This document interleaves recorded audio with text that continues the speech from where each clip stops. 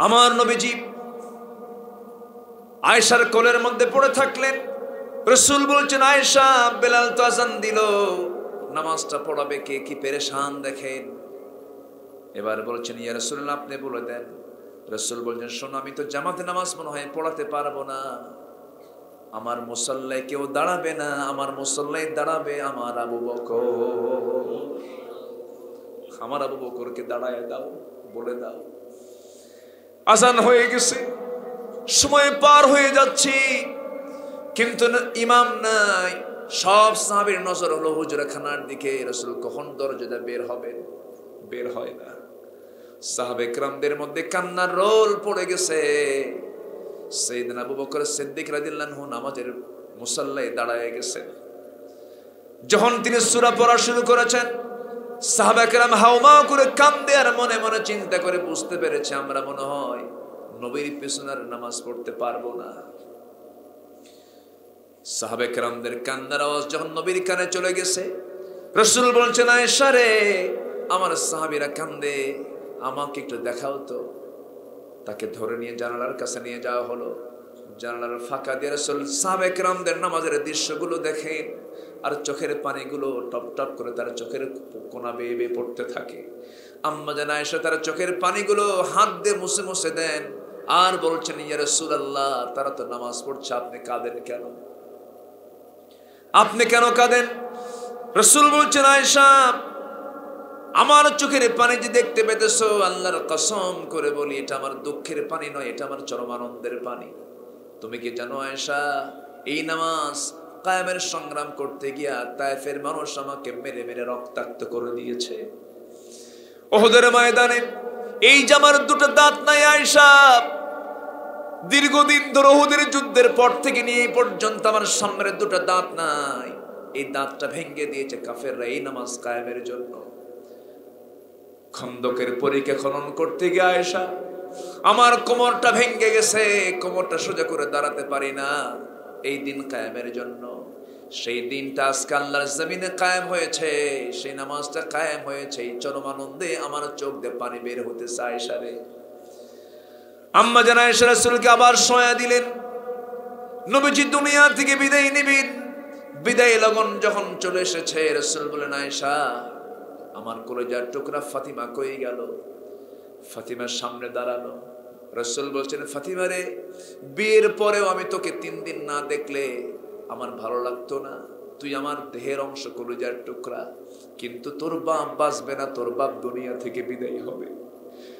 আমি দুনিয়া থেকে বিদায় হব ফাতিমা।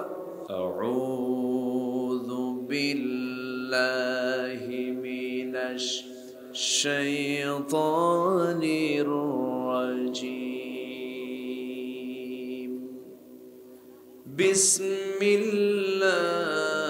বিসমিল্লাহির রাহমানির রাহিম।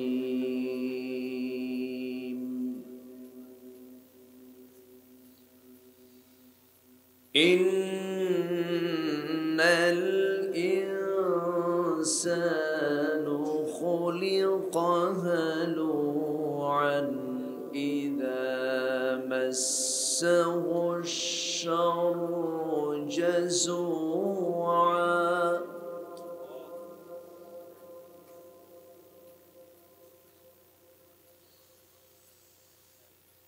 وَإِذَا مَسَّهُ الْخَيْرُ مَنُوعًا إِلَّا الْمُصَلِّينَ.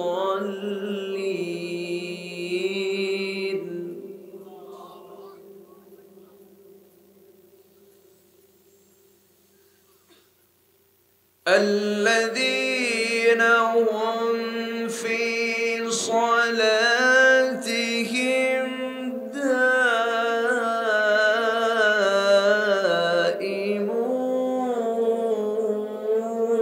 دائمون.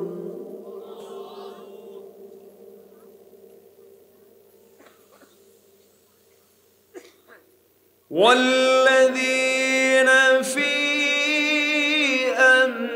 أموالهم حق معلوم السائل والمحروم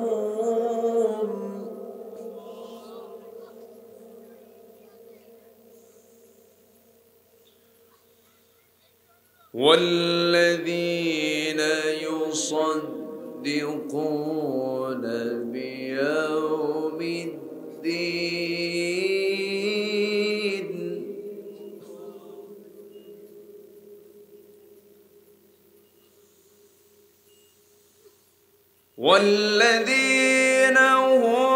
والذين هم من عذاب ربهم مشفقون إن عذاب ربهم غير مأمون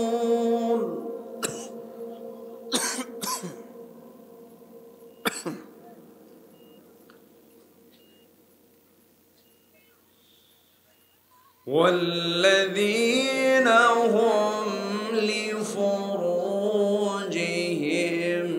حافظون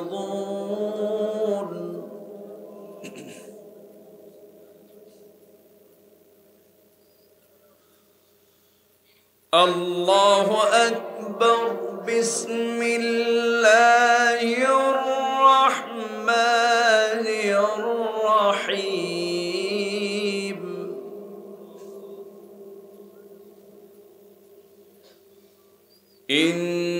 إن الله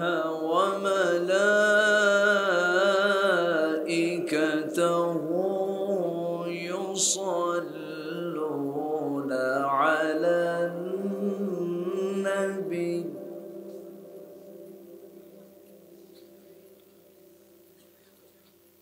يا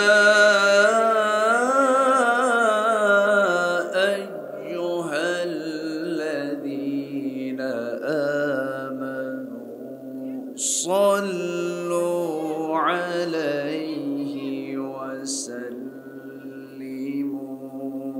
تسليما اللهم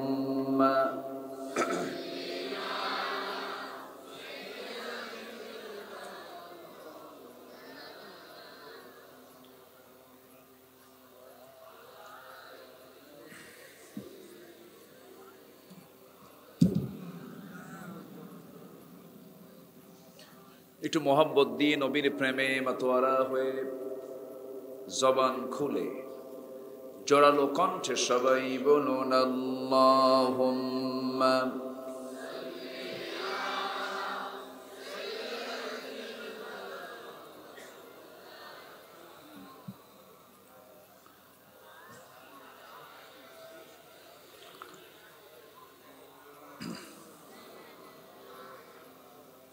সবাই বলুন বালাগাল উলা বিকামালিহি কাশাফাত তুজা বিজামালিহি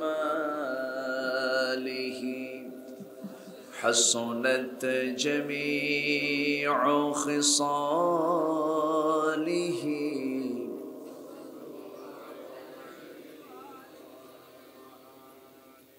سورة يوسف بدار حكمة لقمان ما قارئ قرآن باري يهدي لسان مان ما بلغ العلا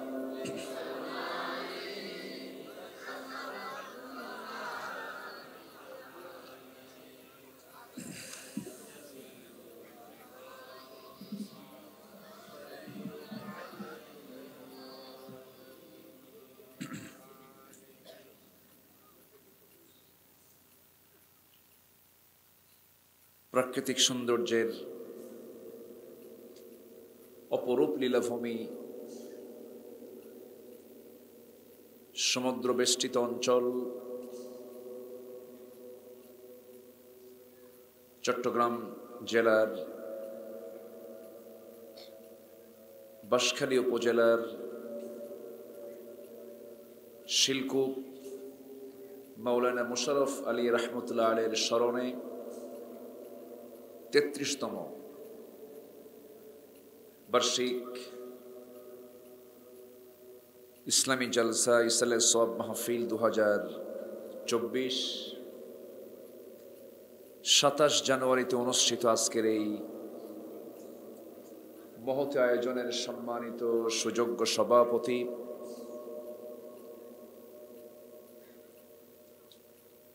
পার্শ্ববর্তী জেলা কক্সবাজারের পেকু উপজেলার বারোবাকিয়া ইউনিয়ন পরিষদের বারবার নির্বাচিত চেয়ারম্যান, ইসলামী আন্দোলনের অন্যতম সিপাহসালার, নন্দিত আলেমে দ্বীন, মজলুম জননেতা এইচ.এম. বদিউল আলম হাফিজাহুল্লাহ, আজকের মাহফিলের বরেণ্য প্রধান অতিথি, বিশিষ্ট ব্যবসায়ী জনাব আলহাজ নাসির উদ্দিন, আজকের মাহফিলের বরেণ্য অতিথি আমার অত্যন্ত কাছের নন্দিত আলেমে দ্বীন মাওলানা মাহফুজুর রহমান দিনাজপুরী, উপস্থিত হযরত উলামায়ে কেরাম, ফদলায়ে ইজম, সুশীল সমাজ, আমার বামে উপবিষ্ট বিশিষ্ট ব্যবসায়ী আমার প্রিয় ভাই খোরশেদ ভাই, উপস্থিত আজকের মাহফিলের প্রধান আকর্ষণ, যাদেরকে নিয়ে আজকের এই সাজানো গোছানো বর্ণাঢ্য আয়োজন, তাওহীদের পতাকাবাহী, কালেমার ঝান্ডাবাহী, দ্বীন ইসলামের নরসারদুল বীর মুজাহিদ, প্রাণ প্রিয় সম্মানিত দ্বীনি ভাইরা, আড়ালে বসে আছেন শ্রদ্ধেয়া সম্মানিতা মা বোনেরা। আলোচনার সূচনায় আনুষ্ঠানিকতার মধ্য দিয়ে আমার পক্ষ থেকে আবারও দিল খোলা সালাম, আসসালামু আলাইকুম ওয়া রাহমাতুল্লাহি ওয়া বারাকাতুহু। সালামের জবাব একটু ভিজা ভিজা মনে হলো, একটু শক্ত আওয়াজ দিলে ভালো হতো। আসসালামু আলাইকুম ওয়া রাহমাতুল্লাহ।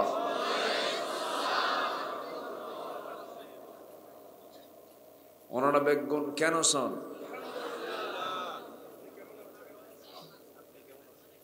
আমাকেও প্রশ্ন করলেন, এই তো মোহাব্বতের কথা।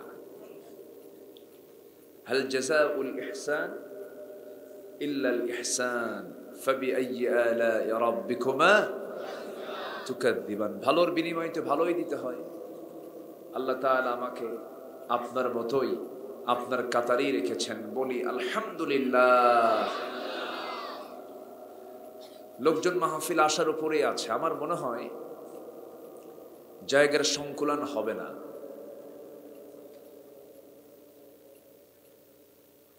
একটু আমার দিকে একটু হরকত করলে আমার আরেকটা ভাই বসার সুযোগ পাবেন, বরকত পাবেন।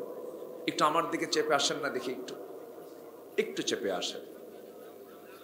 হ্যাঁ, একটু চেপে চেপে আমরা আসি, যে আমরা একটু জিকির করি লা ইলাহা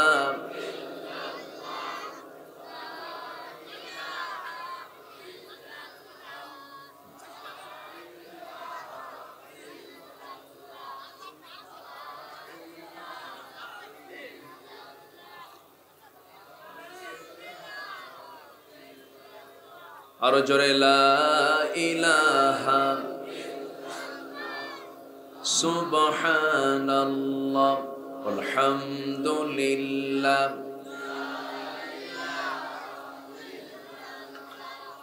লা ইলাহা ইল্লাল্লাহু মুহাম্মাদুর রাসূলুল্লাহ সাল্লাল্লাহু আলাইহি ওয়াসাল্লাম। সম্মানিত হাজিরিন, আমরা আল্লাহর শুকরিয়া আদায় করলাম। আসুন আমরা সোজা আলোচনার দিকে চলে যাই। ইকো দরকার নাই, কমপ্লিট মানে ফ্রেশ যেন আওয়াজটা শোনা যায়। সম্মানিত উপস্থিতি, আমি সেখান থেকেই কথা বলতে চাই যেখান থেকে আমি আমার অভ্যাস অনুযায়ী তেলাওয়াত দিয়ে শুরু করেছি। মহান রব্বুল আলামিন সূরাতুল মাআরিজ, উন্নয়নের সোপান, রাসূলকে উপহার দিয়েছেন মক্কায়। কোথায় বলেন তো? মক্কা। কোরআন নাজিল হয়েছে দুটো নগরে, একটা মক্কা নগর, আরেকটা কোথায়? মদিনা নগরে। আল মদিনাতুল মুনাওয়ারা, মক্কাতুল মুকাররমা।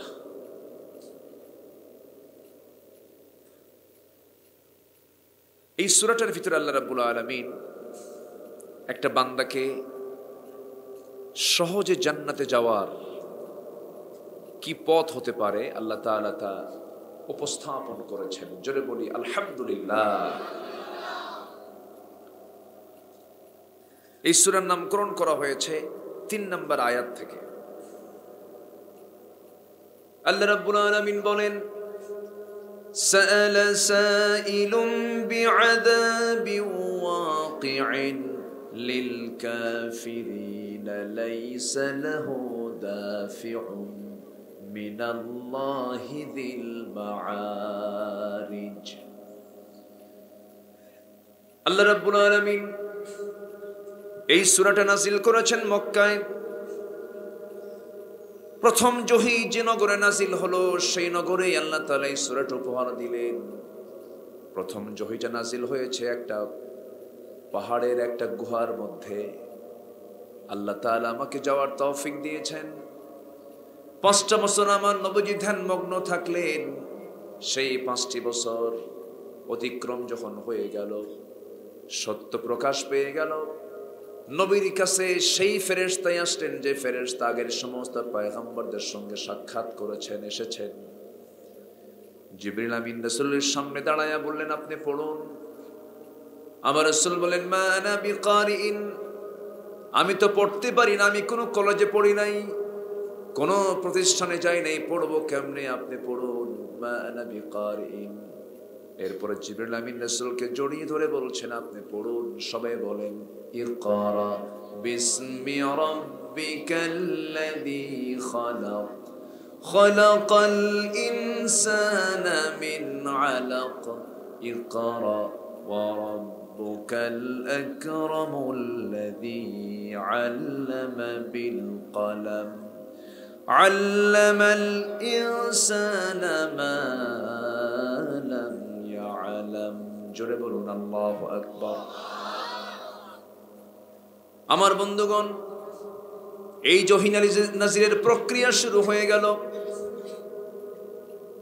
দীর্ঘ 23 বছর শুরু হলো মক্কায়, শেষ হলো মদিনায়। যেদিন দিনটা পরিপূর্ণ হয়ে গেল, আল্লাহ তাআলা আয়াত নাজিল করলেন, আল ইয়াউমা আকমালতু লাকুম দীনাকুম ওয়া আতমামতু আলাইকুম নি'মাতি ওয়া রাদিতু লাকুমুল ইসলাম দীনা।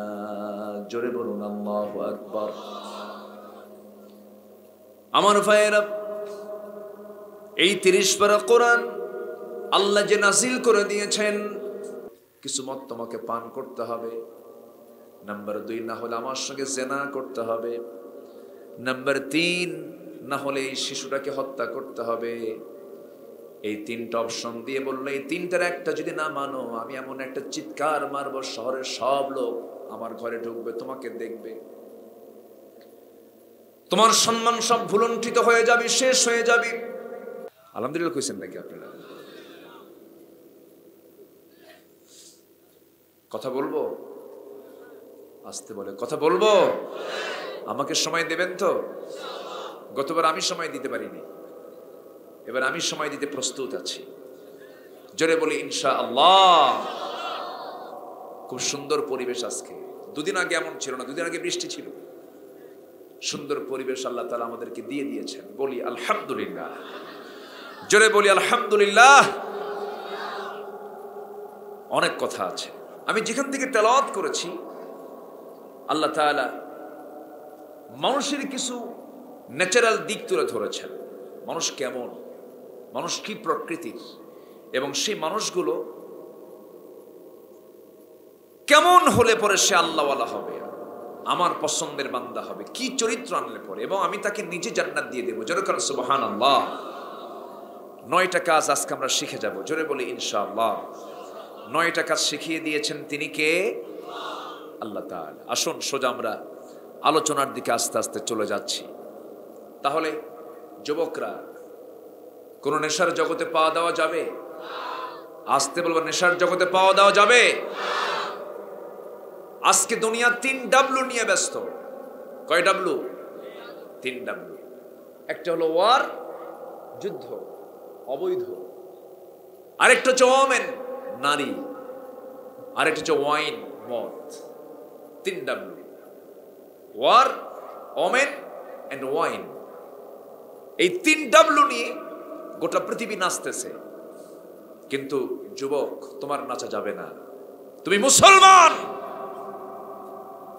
তোমার মদের ধারে যাওয়া যাবে না, নেশার কাছাকাছি যাওয়া যাবে না, তবে বিড়ি খাওয়া যাবে। দেখেন আস্তে আস্তে, বিড়ি খাওয়া যাবে। আবার প্রশ্ন করে, হুজুর বিড়ি খাওয়া কি জায়েজ আছে? মানে উনি জায়েজের চেষ্টায় আছে।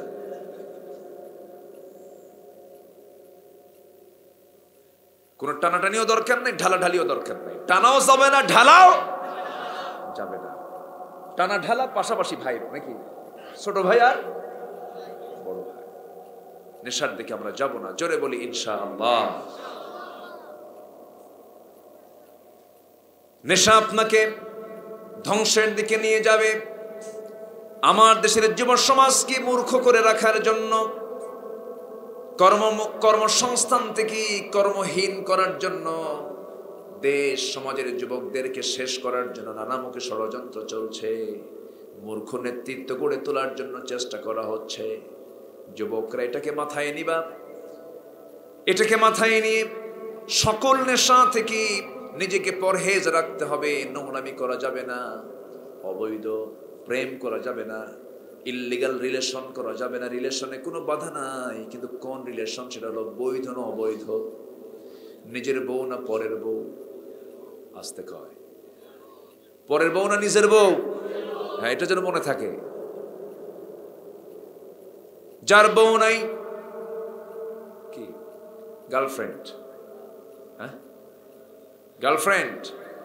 গার্লফ্রেন্ড বলতে কোনো পদ আছে নাকি বলেন তো? আসতে বলবেন না আছে। যুবক যুবক গল্প করে, এই দোস্ত তোমার কি গার্লফ্রেন্ড আছে? বলে যে না তো। তুমি তো খুব মানুষই না, তুই তো কাউয়া। তোর জীবনে একটা গার্লফ্রেন্ড এনে তুই হইলি কি? তুই কি করলি কি? আমার মোটামুটি ডজন খানেক আছে। লুচ্চা কারে কয় দেখেন, আছে না? নয় না। যুবকের জীবনে বন্ধু নারী একজন হবে, সে হচ্ছে তার বউ। ইজাব এবং কবুলের মধ্য দিয়ে। জোরে বলেন ঠিক কিনা? এটা কার শিখে দেওয়া? আসতে বলবেন না, কার শিখে দেওয়া? আল্লাহর শিখে দেওয়া। একটু কান লাগাও যুবকরা। আজকের মাহফিলের যুবকদের কি বেশি আমি লক্ষ্য করছি, তোমরা এই দেশকে এগিয়ে নিতে পারবে। তোমরা আগামীর বাংলাদেশ গড়বে। তোমরা শিক্ষায়, যোগ্যতায়, কর্মে, দক্ষতায়, উদ্যোক্তায়, সব কিছুতেই তুমি তোমার এগিয়ে যেতে হবে। দেশকে তোমার এগিয়ে নিতে হবে। বাতিল নেতৃত্ব মানা যাবে না, যে নেতৃত্বে নামাজ নাই, যে নেতৃত্বে চরিত্র নাই, যে নেতৃত্বে মদ পাওয়া যায়, যে নেতৃত্বে চরিত্রহীনতা শিক্ষা পাওয়া যায়, যে নেতৃত্বে নামাজের কোনো কর্মসূচি নাই, যে নেতৃত্বে কোরআনের কোনো কাজ নাই, সেই নেতৃত্বের মুখে তোমরা থুতু মেরে দাও, জুতা মেরে দাও। ঠিক কিনা? বাঁশখালীর বাঁশ নিয়ে, বাঁশখালীর বাঁশ নিয়ে, বাঁশের দরকার আছে না নাই? আচ্ছা, আল্লাহ তো লাঠির ওয়াজও বাদ দেননি। লাঠির কথা কোরআনে আছে না নাই? কুল্লা বানান আছে না? প্রত্যেক গিরাই গিরাই লাঠি দিয়ে পিটা। কার কথা? আসতে বলবেন না, কার কথা? মুসার হাতে কি ছিল বলেন? কি ছিল? লাঠিওয়ালা মুসা। কিওয়ালা মুসা বলেন? লাঠিওয়ালা। কাকে দমন করার জন্য? কাকে বলেন? সেই ফেরাউন তো এখন নাই। আসতে বলবেন না, আছে না নাই? শিক্ষার ভিতরে প্যাঁচ লাগিয়ে দিয়েছিল পৃথিবীতে সর্বপ্রথম ফেরাউন। আসমানে কিতাবে আগুন ধরিয়ে দিয়ে এই ফেরাউন সেকুলার শিক্ষা জারি করার জন্য চেষ্টা করেছিল। তারই ধ্বজাধারীরা আজকে ট্রান্সজেন্ডার সমকামী থেকে প্রতিষ্ঠা করার জন্য তাদের অপচেষ্টা তারা চালিয়ে যাচ্ছে। আমরা তা মানব না, মানব না, মানব না। হাতে নেব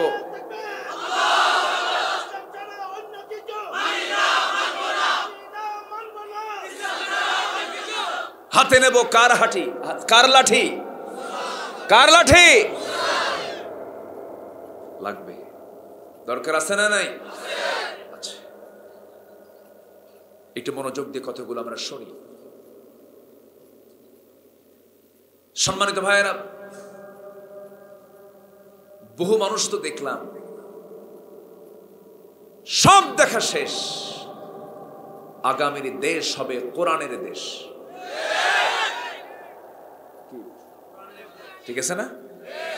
সব দেখে তো দেখলাম, খালি দেশ থেকে টাকা পাচার করে। আমি কি ভুল বলতেছি? আমি কি ভুল বলতেছি? এই যে আমার ভাই প্রবাসী ছিলেন, আমার দেশের যারা গার্মেন্টস শ্রমিক, এই শ্রমিকগুলো কি পরিশ্রমটা করে, এটা জেলখানার মতো।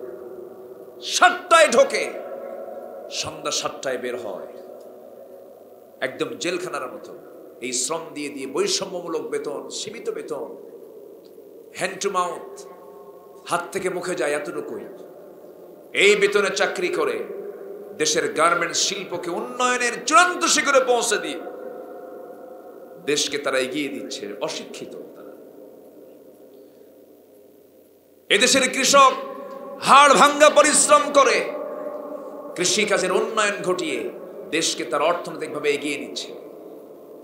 প্রবাসী জীবনে বাপ মা ছেড়ে, বউ বাচ্চা ছেড়ে, বালিশ ভিজায় রাত পার করে, চোখের পানিতে বালিশ ভিজে যায়।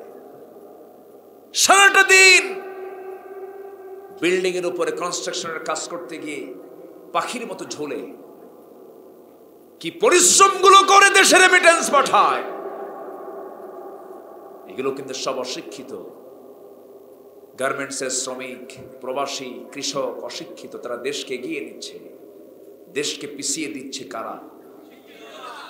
শিক্ষিত নামের কিছু কলম চোরেরা। ঠিক কিনা? অতএব সব দেখা শেষ। আগামীর দেশ হবে কোরআনের দেশ। জোরে বলি ইনশাআল্লাহ।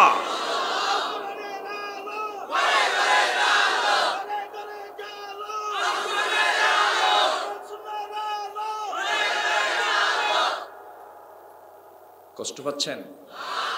আলোচনা চালাবো? জোরে বলি ইনশাআল্লাহ। মানুষ কেমন আল্লাহ বলছেন সূরাতুল মাআরিজ 19 নম্বর থেকে আমি তেলাওয়াত দিয়ে শুরু করেছি এবং আমার আলোচনার সাবজেক্ট হবে হলো, মোটামুটি আমি শেষ করব হলো 35 নম্বর আয়াত পর্যন্ত। 19 থেকে 35 ছোট্ট ছোট্ট আয়াত। পুরো ব্যাখ্যা না দিতে পারলেও আমি শাব্দিক অর্থগুলো আজকে আমি শেষ করার চেষ্টা করব। ওয়ামা তাওফীকি ইল্লা বিল্লাহ। যুবকরা, আগে চরিত্রটা গড়ো। বেনামাজি হইও না। অনেক মাহফিল কমিটি আছে, যুব সমাজ মাহফিল করে, নামাজ পড়ে না। এখানে যে কি করে আল্লাহ জানে। কে ধরছে? কিন্তু আছে না সমস্যা? আছে না নাই? আছে না নাই? মাহফিল করবা যুবকরা, নামাজ পড়বা না, এটা কেমন কথা? আছে না? আচ্ছা, মাহফিল তো যুবকরাই করে, বুড়ারা বাধা দেয়। বুড়োরা কি করে? কে মাহফিল করে লাভ কি? গাছা খায় লাভ কি? হ্যাঁ, আছে না? আছে না নাই? বাংলাদেশের যত মাহফিল গুলো হয় সব তো যুব সমাজই করে না? কোথাও লেখা থেকে বিরাট বুড়ো সমাজ কর্তৃক আয়োজিত আছে কোথাও? সব কি সমাজ?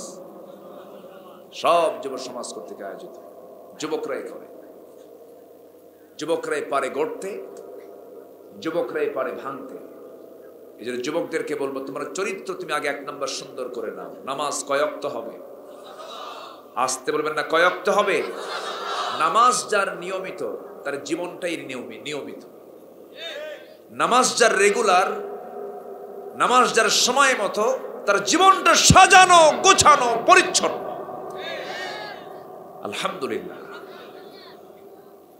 আল্লাহ রাব্বুল আলামিন কি সুন্দর করে বলছেন মানুষ কেমন, মানুষের চরিত্র এখানে আল্লাহ তাআলা একরকম তুলে ধরেছেন, বিভিন্ন জায়গায় বিভিন্ন চরিত্র তুলে ধরেছেন। যেমন এক জায়গায় বলেছেন ইন্নাল ইনসানা লাকাফুর, মানুষ অতিশয় অকৃতজ্ঞ।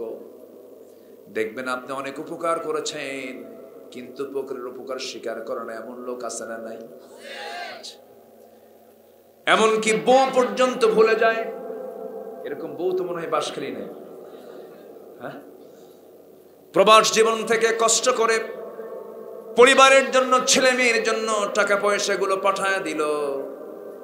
স্বামী কত কষ্ট করে প্রবাস জীবনে থাকে, এদিকে বউটা আরেকজনের সঙ্গে পেঁচ লাগায়া টাকা পয়সা সব নিয়ে চলে গেল। এমন বউ তো চট্টগ্রামে নাই।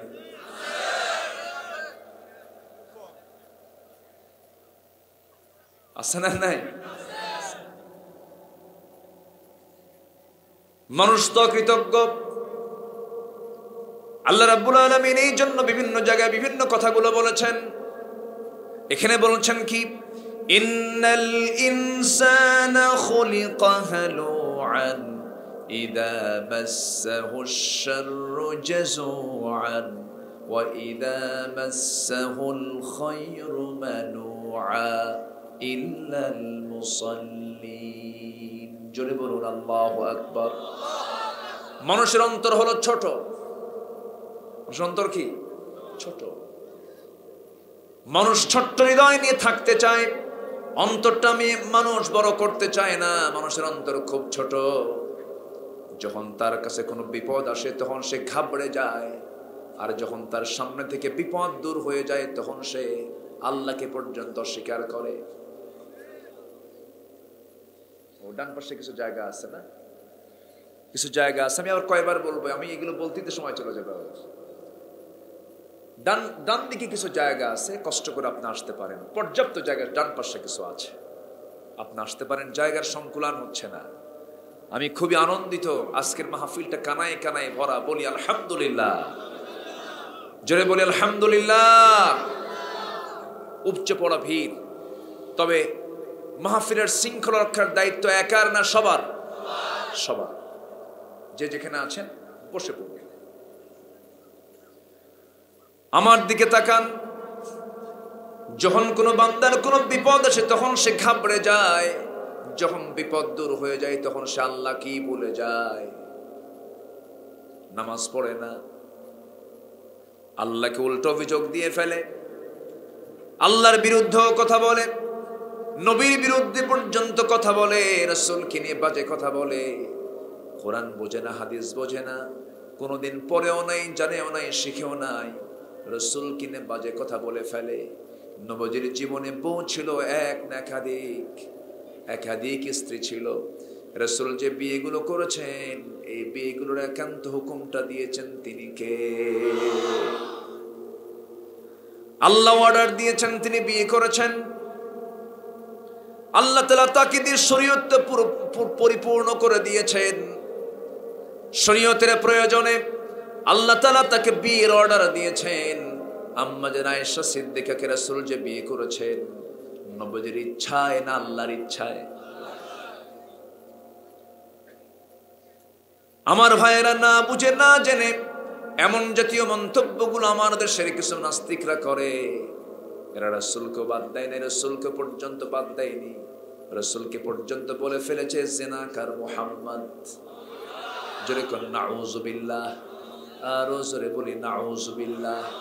কিন্তু দুঃখে বুকটা ফেটে যায়, আমার দেশে সাধারণ কোন নেতার বিরুদ্ধে কোনো কথা বললে পরে তার জেল পর্যন্ত, আর নবীর বিরুদ্ধে কথা বললে সে বুদ্ধিজীবীর কাতারে তার নাম উঠে যায়। কম কথা, নবীর বিরুদ্ধে কথা কইছে। আমার ভাইয়েরা, আমার বন্ধুগণ, এই দুনিয়াতে আমি আপনি যদি সুখে শান্তিতে যদি থাকতে চাই, আখিরাতে যদি আমরা নাজাত পেতে চাই, দুনিয়ার কল্যাণ যদি পেতে চাই, একটাই পথ, একটাই মত, একটাই আমার আপনার জন্য রাস্তা খোলা, সেটা হলো একটাই রাস্তা, যে রাস্তার জন্য আমরা প্রতিনিয়ত নামাজের মধ্যে বলি ইহদিনাস সিরাতাল মুস্তাকিম। সবাই বলেন ইহদিনাস সিরাতাল মুস্তাকিম সিরাতাল্লাযীনা আন'আমতা আলাইহিম গায়রিল মাগদুবি আলাইহিম ওয়ালাদ-দাল্লিন। এরপরে আরো জোরে, আরো জোরে। সেই সিরাতুল মুস্তাকিমটা প্র্যাকটিক্যাল বুঝিয়ে দিয়েছেন মুহাম্মদ সাল্লাল্লাহু আলাইহি ওয়াসাল্লাম। রাসূলকে যদি আমি ভালোবাসি, তার যদি আমি আনুগত্য করি, আল্লাহকে পেয়ে যাব। সরাসরি আল্লাহকে আমরা পাবো না, তবে এই পৃথিবীতে ভালোবাসতেই যদি হয়, বান্দা জীবনের সবচাইতে বেশি ভালোবাসবে তিনি কে বলেন? আসতে বলেন, তিনি কে বলেন? এক নম্বর আল্লাহকে ভালোবাসতে হবে, নাম্বার 2 হলো তার রাসূলকে ভালোবাসতে হবে, নাম্বার 3 হলো ইমানদারকে ভালোবাসতে হবে। আল্লাহ তাআলা সব লেবেল করে দিয়েছেন, ইন্নামা ওয়ালিয়্যুকুমুল্লাহু ওয়া রাসূলুহু ওয়াল্লাযীনা আমানুল্লাযীনা ইউকিমুনাস সালাতা ওয়া ইউতুনাস যাকাতা ওয়া হুম রাকিউন। জোরে বলুন আল্লাহু আকবার।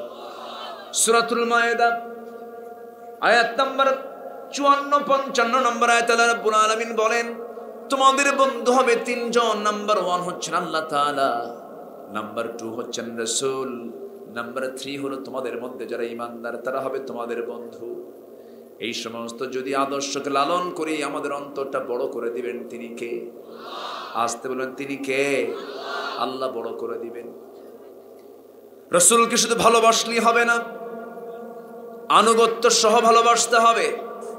আনুগত্য দরকার, ভালোবাসাও দরকার, তবে শুধু ভালোবাসার মধ্যে আনুগত্য নাই, তবে আনুগত্যের মধ্যে ভালোবাসা আছে।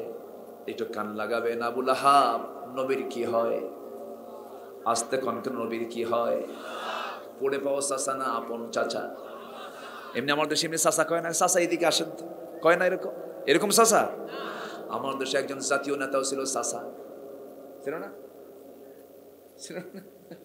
ও তো নাই, চলে গেছে, বিদায়। এরকম গ্রাম্য কোন চাচা নয়। আমার নবীর বাবার আপন ভাই আব্দুল্লাহর ভাই হলো আবু লাহাব, একই পিতার ঔরসে আসা আবু লাহাব আব্দুল্লাহ। এবং আবু লাহাবের চেহারার সঙ্গে নবীর চেহারার পর্যন্ত মিল ছিল। আপন চাচাতো, চেহারার মিল পর্যন্ত। অগ্নিশিখার পিতা, চেহারা খুব সুন্দর ছিল, জুব্বাও পরতো, মুখে দাড়িও ছিল। নবীজি তার মেয়ে দুইটাকে পর্যন্ত তার ছেলের সঙ্গে বিয়ে দিয়েছিলেন। আমার ভাইয়েরা, যখন নবীর জন্ম হয়, সেই জন্মের সময় রাসূলের জন্মে খুশি হয়ে আবু লাহাব উট পর্যন্ত কুরবানি দিয়েছিল। এত আবু লাহাব রাসূলকে মোহাব্বত করতো, ভালোবাসতো, খুব কাছে টানতো। আমার ভাতিজা মুহাম্মদ, খুব তাকে স্নেহ করতো, আদর করতো। কিন্তু আমার নবীজি এত কাছের মোহাব্বতের মানুষ হওয়ার পরেও আমার রাসূল এত জঘন্য হল আবু লাহাবের কাছে। কখন? যখন তিনি বলেছেন কোনো ইলাহা নাই কে ছাড়া। আসতে বলবেন না, কে ছাড়া? কোনো আইনদাতা নাই কে ছাড়া। তাহলে আমার নবীর জীবনে প্রথম বাধা আসলো বাহিরে না ভিতরে? বাহিরে না ভিতরে? ভিতরে।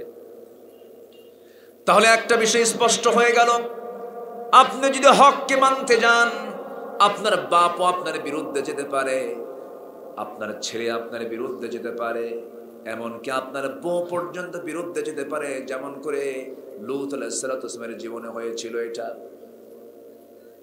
কওমে লূত যখন সংবাদ পেল লূত আলাইহিস সালামের ঘরে সুন্দর কয়েকটা ছেলে, সুন্দর সুশ্রী পুরুষ কিছু ছেলে মানুষ, তারা সেখানে বাড়ির মধ্যে মেহমান হয়ে এসেছে।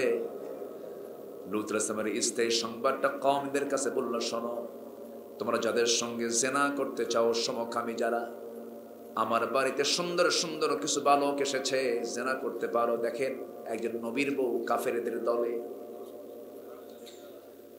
আমার বন্ধুগণ, নূহ আলাইহিস সালাম আল্লাহর পয়গম্বর ছিলেন, তার বউ কাফেরদের পক্ষে কথা বলেছে, তার ছেলে পর্যন্ত, সন্তান কেনান পর্যন্ত কাফেরদের পক্ষে কথা বলেছে।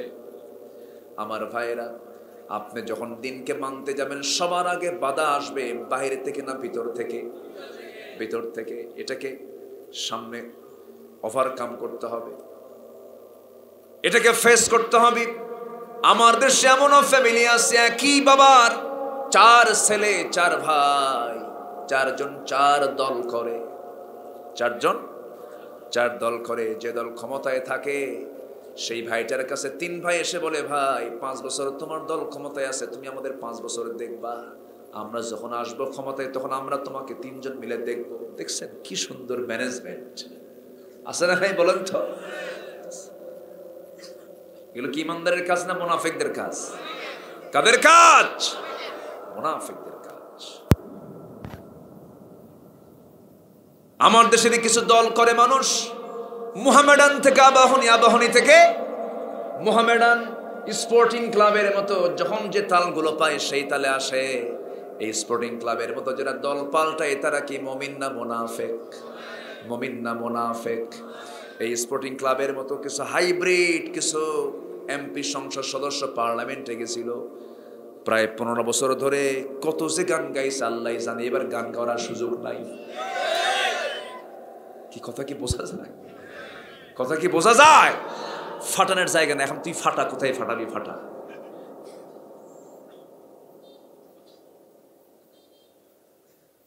আমার বন্ধুগণ, তাহলে দিন মানতে গেলে সবার আগে বাধা আসবে সমাজ থেকে, রাষ্ট্র থেকে, ধনী থেকে, না পরিবার থেকে?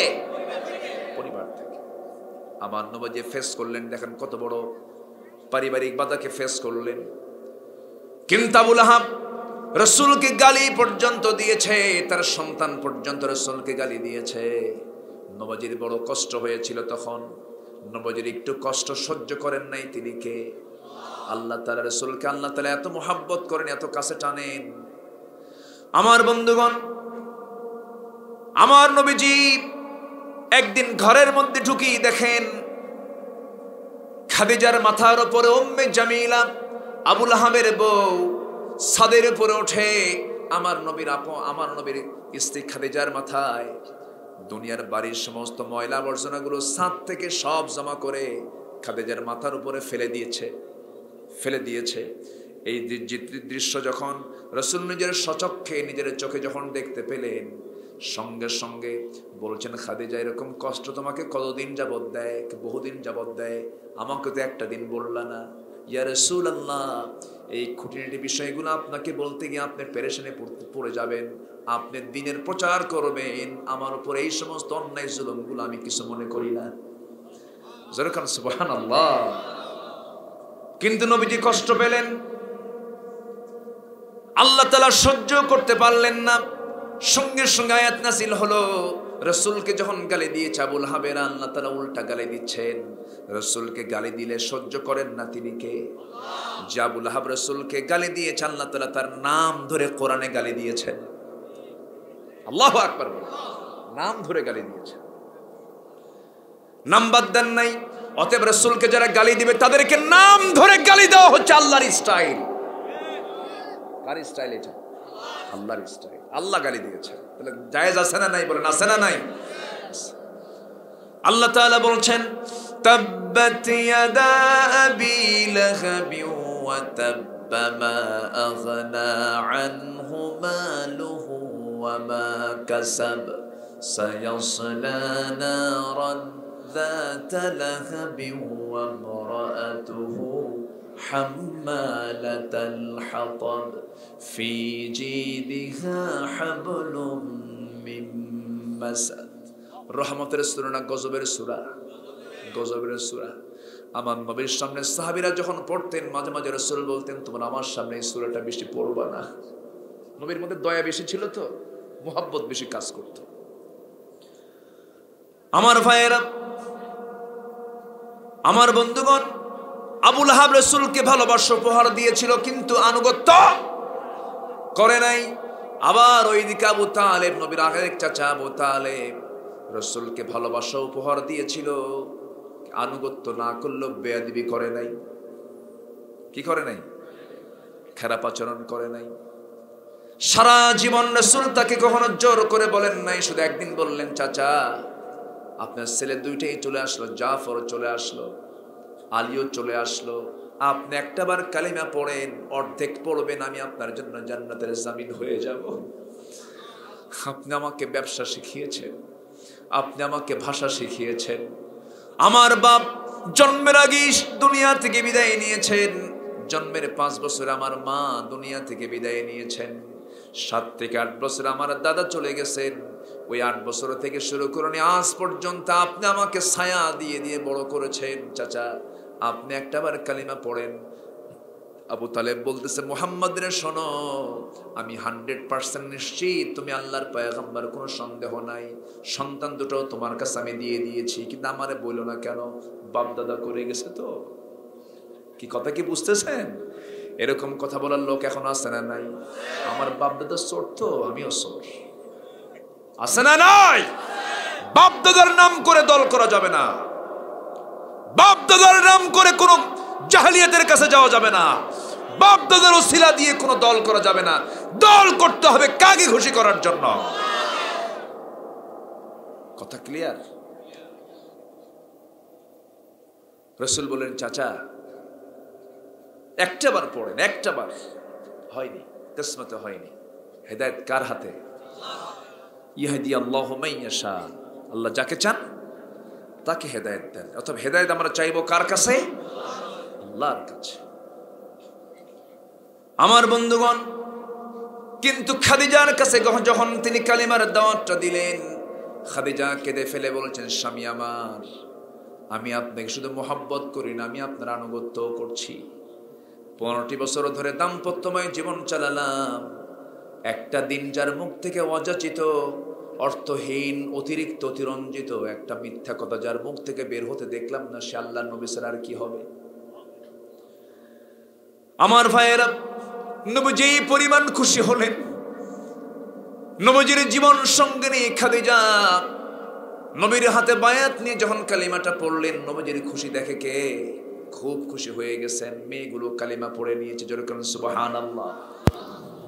পরিবারটা কালিমাওয়ালা হয়ে গেল। রাসূল খাদিজাকে বুকে জড়িয়ে ধরে বলছেন খাদিজা খুব খুশি হলাম, তুমি আমার আনুগত্য করলে।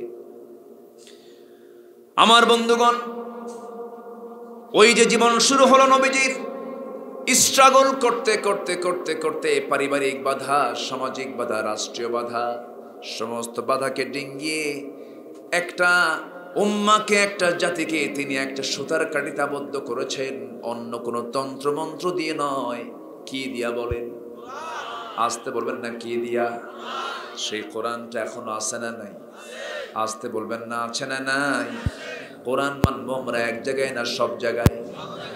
এক জায়গায় না সব জায়গায়? সব জায়গায় মানবো আমরা।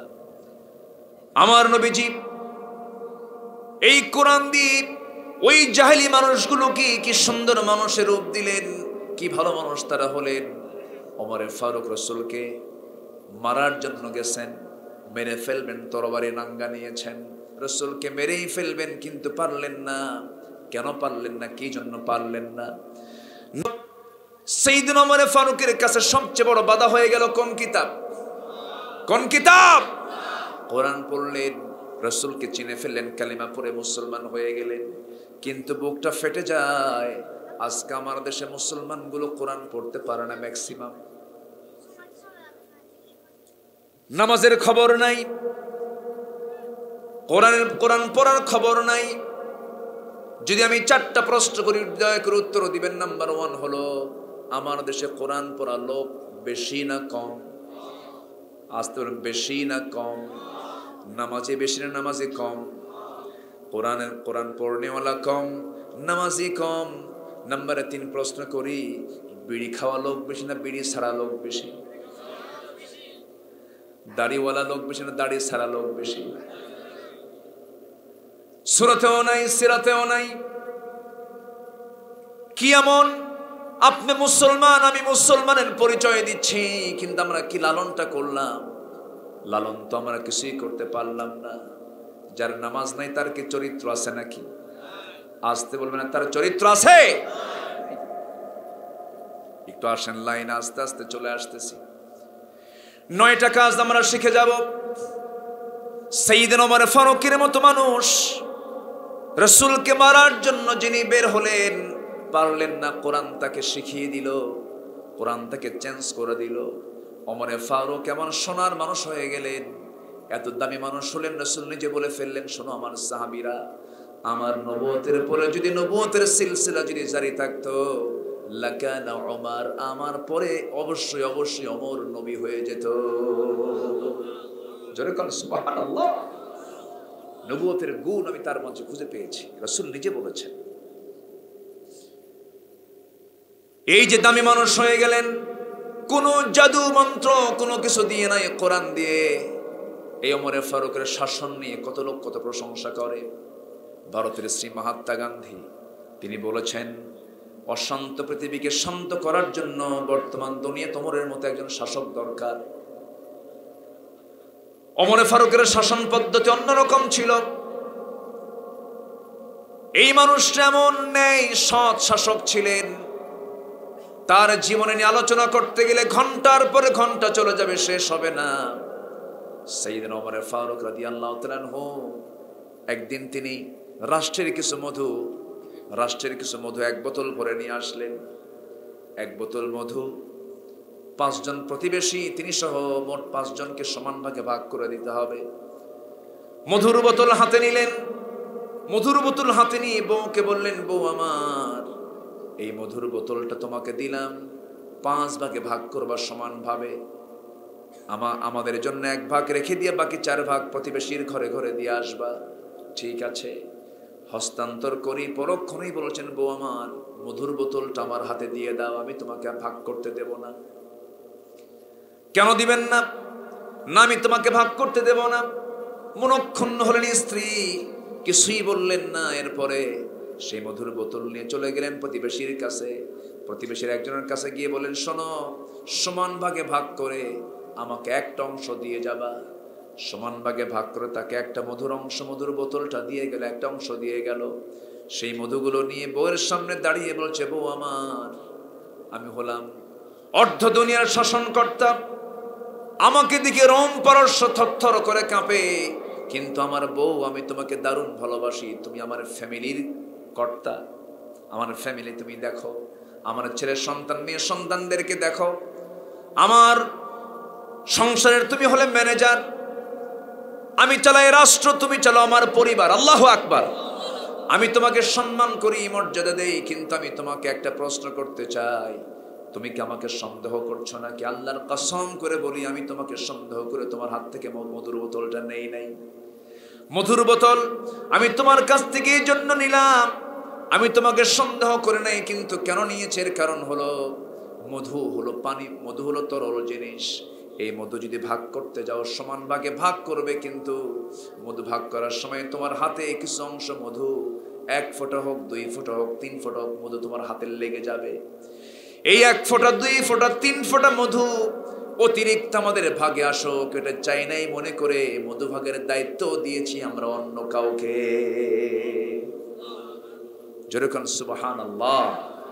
এমন সোনার মানুষ হলেন কি দিয়া? আসতে বলবেন না কি দিয়া? কোরআন দিয়া। সাইয়েদনা ওমর ফারুক রাদিয়াল্লাহু তাআলা আনহু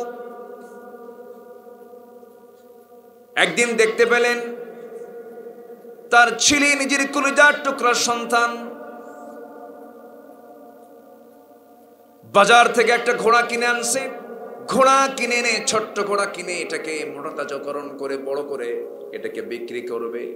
কিন্তু ঘোড়া যে ঘাস খায় সেই ঘাসটা হলো রাষ্ট্রের জায়গার ঘাস সে খায়, সেখানে বেঁধে রেখে আসে। ঘোড়া যখন বড় হয়ে গেল, বড় হওয়া পর্যন্ত ওমর ফারুক একটা দিন কিছুই বললেন না।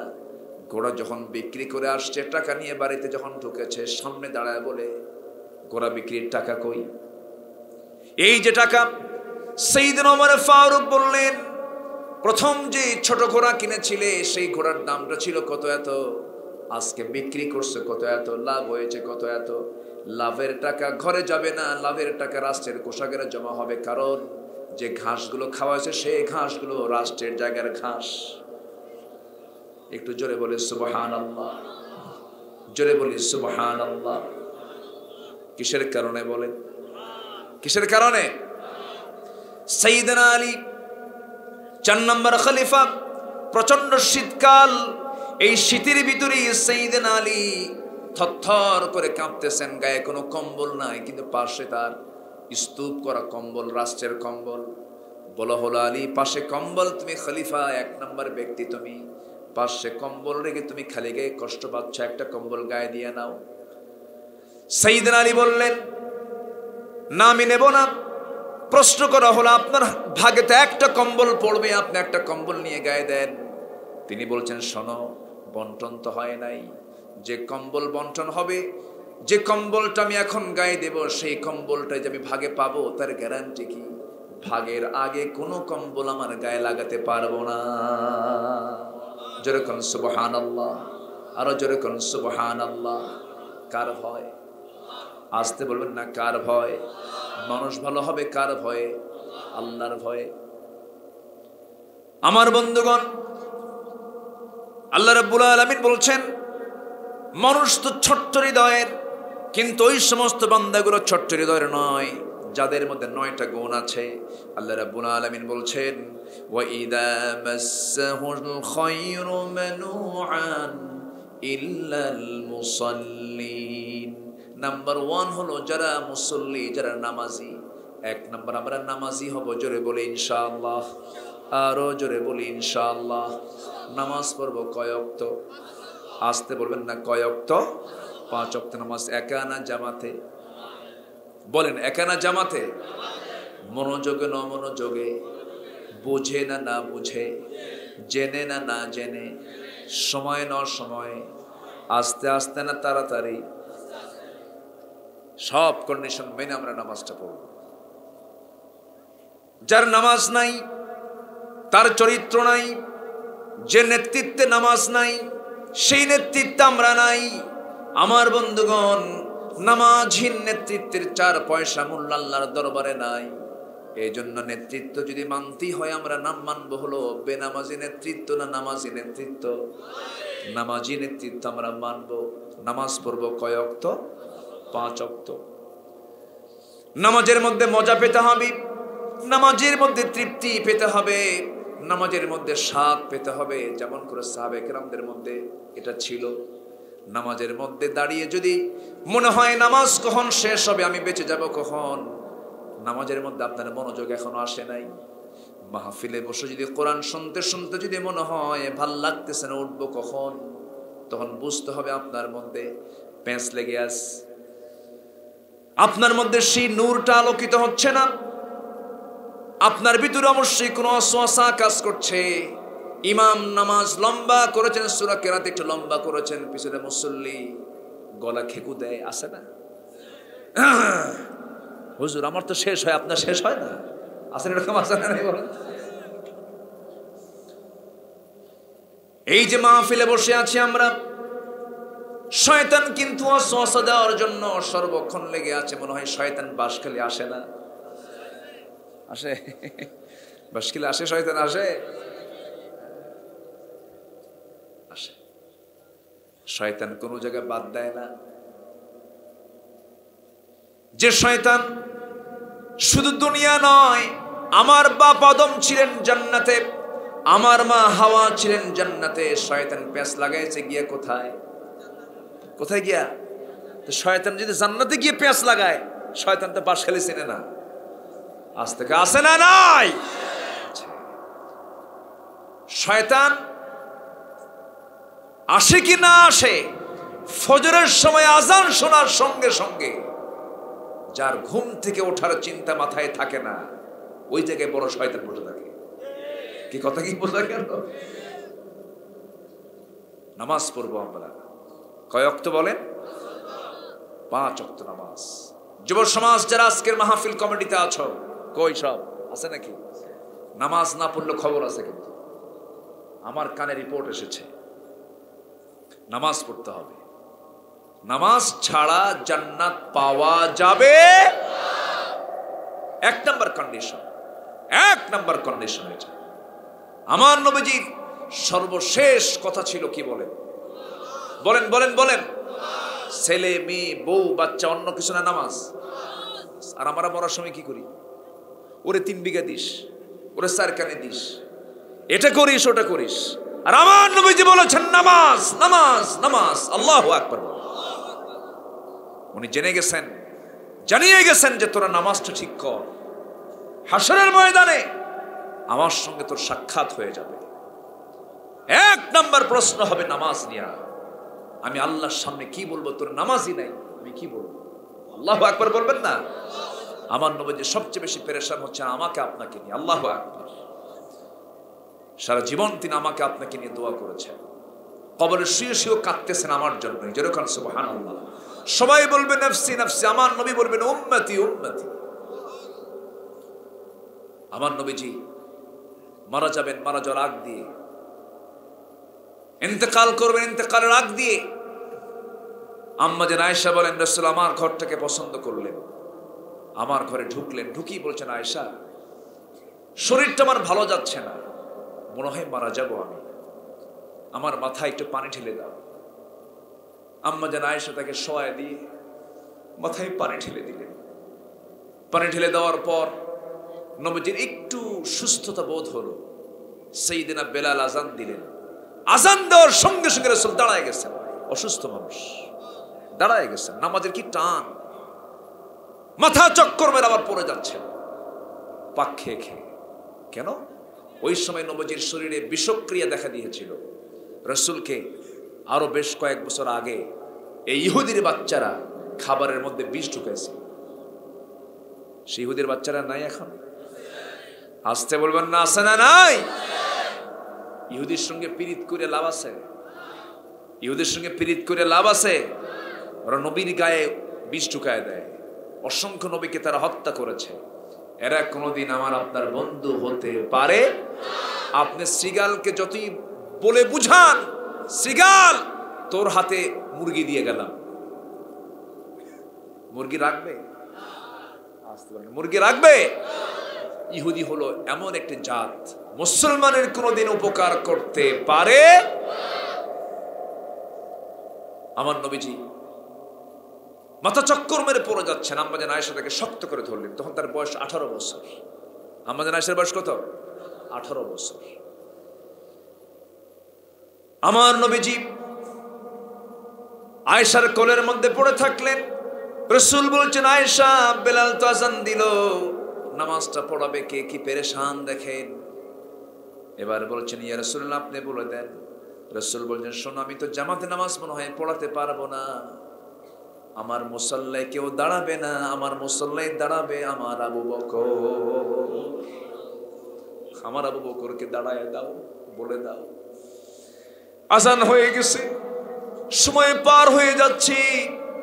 কিন্তু ইমাম নাই। সব সাহাবীর নজর হলো হুজরাখানার দিকে। রাসূল কখন দরজাটা বের হবেন, বের হয় না। সাহাবে کرامদের মধ্যে কান্নার রোল পড়ে গেছে।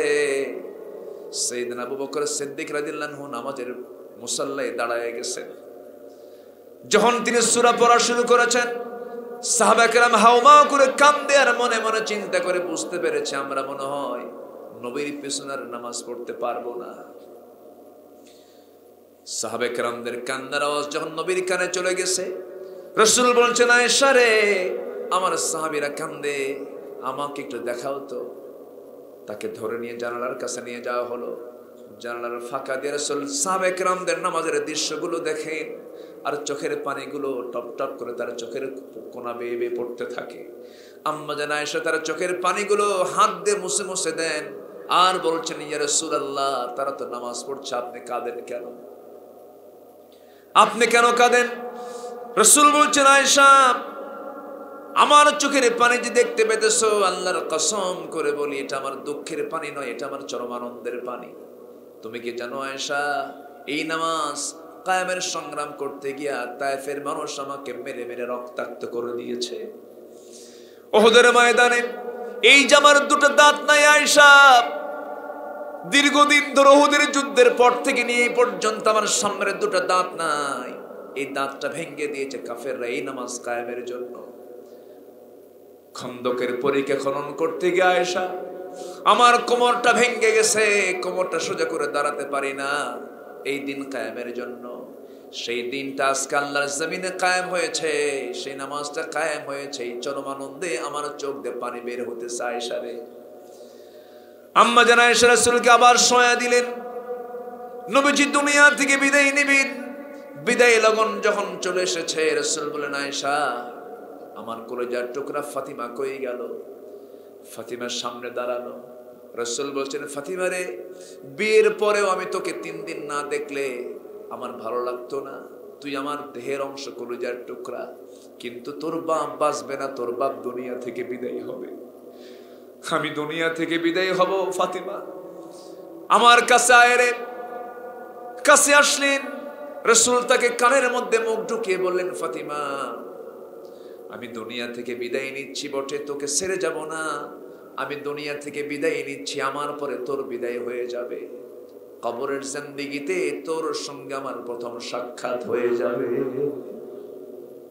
ফাতিমার কান্না বন্ধ হয়ে গেল। ফাতিমা রাদিয়াল্লাহু আনহা হাসি মুখে বের হলেন।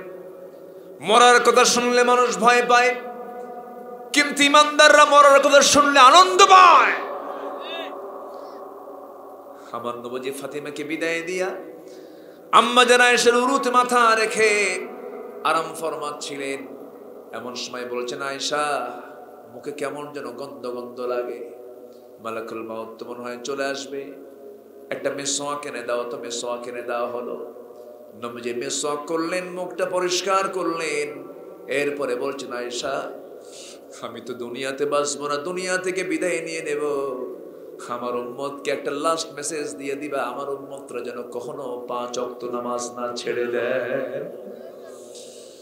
আমার নবীজি দুনিয়া থেকে বিদায় হওয়ার আগে আমার আপনার চিন্তা করেছেন, সেই রাসূলকে আমার আপনার জীবনের চাইতে কম ভালোবাসতে হবে না, বেশি ভালোবাসতে হবে। বেশি ভালোবাসতে হবে, রাসূলকে নিয়ে ভাবনা থাকতে হবে। এটাও একটা ঈমানের গুরুত্বপূর্ণ অংশ। একজন প্রত্যেক সাহাবী রাসূলকে জীবনের চাইতে বেশি ভালোবেসেছেন, এজন্য তারা দামি। এজন্য তারা কি দামি? সব সাহাবী রাসূলকে বেশি ভালোবেসেছেন, তবে কিছু ক্লাস আছে। আবু বকরের মতো কেউ হবে না, ওমরের মতো অন্য কেউ হবে না। এমন একজন দামি সাহাবী ছিলেন, তার নাম হলো জাবির রাদিয়াল্লাহু তাআলা আনহু। কি নাম বলেন? জাবির রাদিয়াল্লাহু তাআলা আনহু। খন্দকের যুদ্ধ যখন চলছিল, খন্দকের পরীক্ষা খনন যখন চলতেছিল, সালমান ফারসি রাদিয়াল্লাহু তাআলা আনহু নবীর সামনে দাঁড়িয়ে বলেন, ইয়া রাসূলুল্লাহ, আমি ইরানের মানুষ, পারস্যের মানুষ, বহু যুদ্ধ করার অভিজ্ঞতা আমার আছে। আমার মনে হয় কুরাইশদের থেকে মদিনাকে রক্ষা করার জন্য আপনার 3 মাইল লম্বা একটা পরীক্ষা খনন করা দরকার। নবীজি তার পরামর্শ গ্রহণ করলেন। দেখবেন বড় বড় সেনানিবাসের সামনে ক্যানেল আছে না নাই? ক্যানেল আছে না নাই? আছে। এরকম করে ক্যানেলের পরামর্শ দেওয়া হলো মদিনাকে রক্ষা করার জন্য। আমার নবীজি নিজে আগে কোদালটা হাতে নিলেন, কোদাল দিয়ে ওই পরীক্ষা খনন করতে লাগলেন। পরীক্ষা খনন করতে গিয়ে দেখা গেল খাবার নাই। যুদ্ধের অস্ত্র কিনতে কিনতে সব শেষ হয়ে গেছে, খাবার নাই। না খাওয়া রাসূল একদিন না, দুদিন না, 3 দিন না, 4 দিন পর্যন্ত চলে গেছে। নবীর পেটে কোনো খাবার যায় নাই, পানিও যায় নাই। নবীজি বুঝতে দিলেন না, ধুলাই বলেন রাসূল। কিন্তু কেউ বুঝতে না পারলেও একজন সাহাবী জাবির রাদিয়াল্লাহু তাআলা আনহু রাসূলকে দেখে ফেলে দিয়েছেন। নবীজির জামার নিচে নবীজি ক্ষুধার সহ্য করতে না পেরে পেটে পাথর বেঁধেছে। নবীজির পেটে পাথর দেখে জাবির কেঁদে কেঁদে বলছেন, ইয়া রাসূলুল্লাহ, আপনার মুখের হাসি ফুরে না, কিন্তু আমি তো দেখতে পাচ্ছি আপনি ক্ষুধায় কষ্ট পাচ্ছেন, আপনার পেটে পাথর।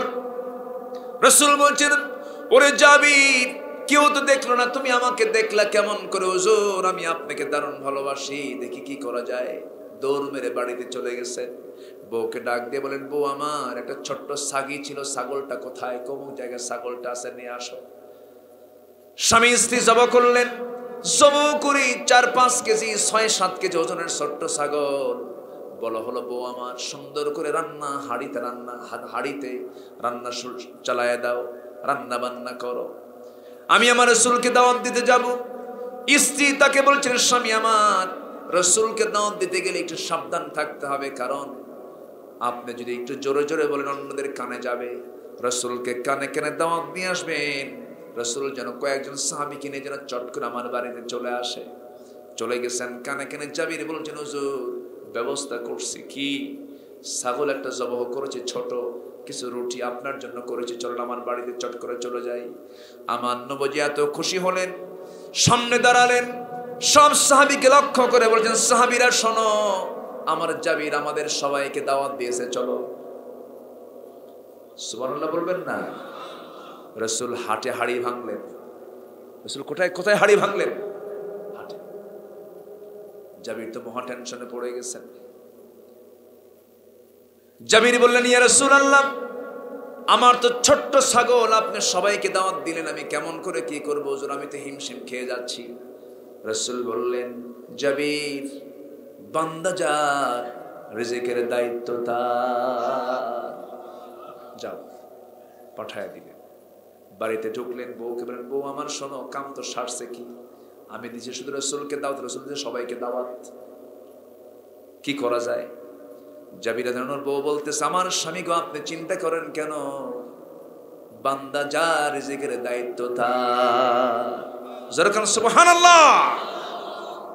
এমন বউ আছে ঘরে যার, সে তো কল্যাণী, সে তো বড় ভাগ্যবান। 3 দিন বাজার না করলে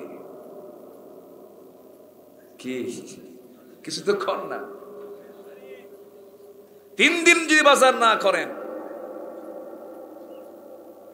কি তুমি কি সংসার করবা? কি আছে না নাই বলেন তো, আছে না নাই? এক সাহাবীর 3 মাস বাজার নাই। কয় মাস? 3 মাস। চুলায় আগুনে জ্বলে না। একদিন বউ বলতেছে, আমার স্বামী, বাজার তো নাই 3 মাস যাবত, বাচ্চাগুলো অনেক কষ্ট করে খায়, কি খায় না খাই আমরা, তা আপনার টাকা থেকে কিছু কয়েন জমা করছে, আমি এই কয়েনগুলো সব জমা করে এখন আমি আপনাকে দিচ্ছি, একটু বাজার করে আনেন, আজকে তৃপ্তি ভরে আমাদের ফ্যামিলি নিয়ে সবাইকে নিয়ে খাবো আজকে, যান। চলে গেছেন ব্যাগ নিয়ে বাজার করতে। জোহরের আজান হয়ে গেছে। এখন আজান হয়ে গেলে বাজার আগে না নামাজ আগে? ঠিক রাখবো তো ইনশাল্লাহ? আজান হলে কি আগে? আরো জোরে কি আগে? বাজার সমিতির সভাপতি আপনি হয়েছেন, আপনার সভাপতি, আজান হয়, দোকানগুলো খোলা থাকে, মসজিদে নামাজ যায় না, আপনার দায়িত্ব হলো আজান হওয়ার সঙ্গে সঙ্গে সমিতির পক্ষ থেকে সমস্ত দোকানের শাটার বন্ধ, নামাজে যাও, ঠিক কিনা?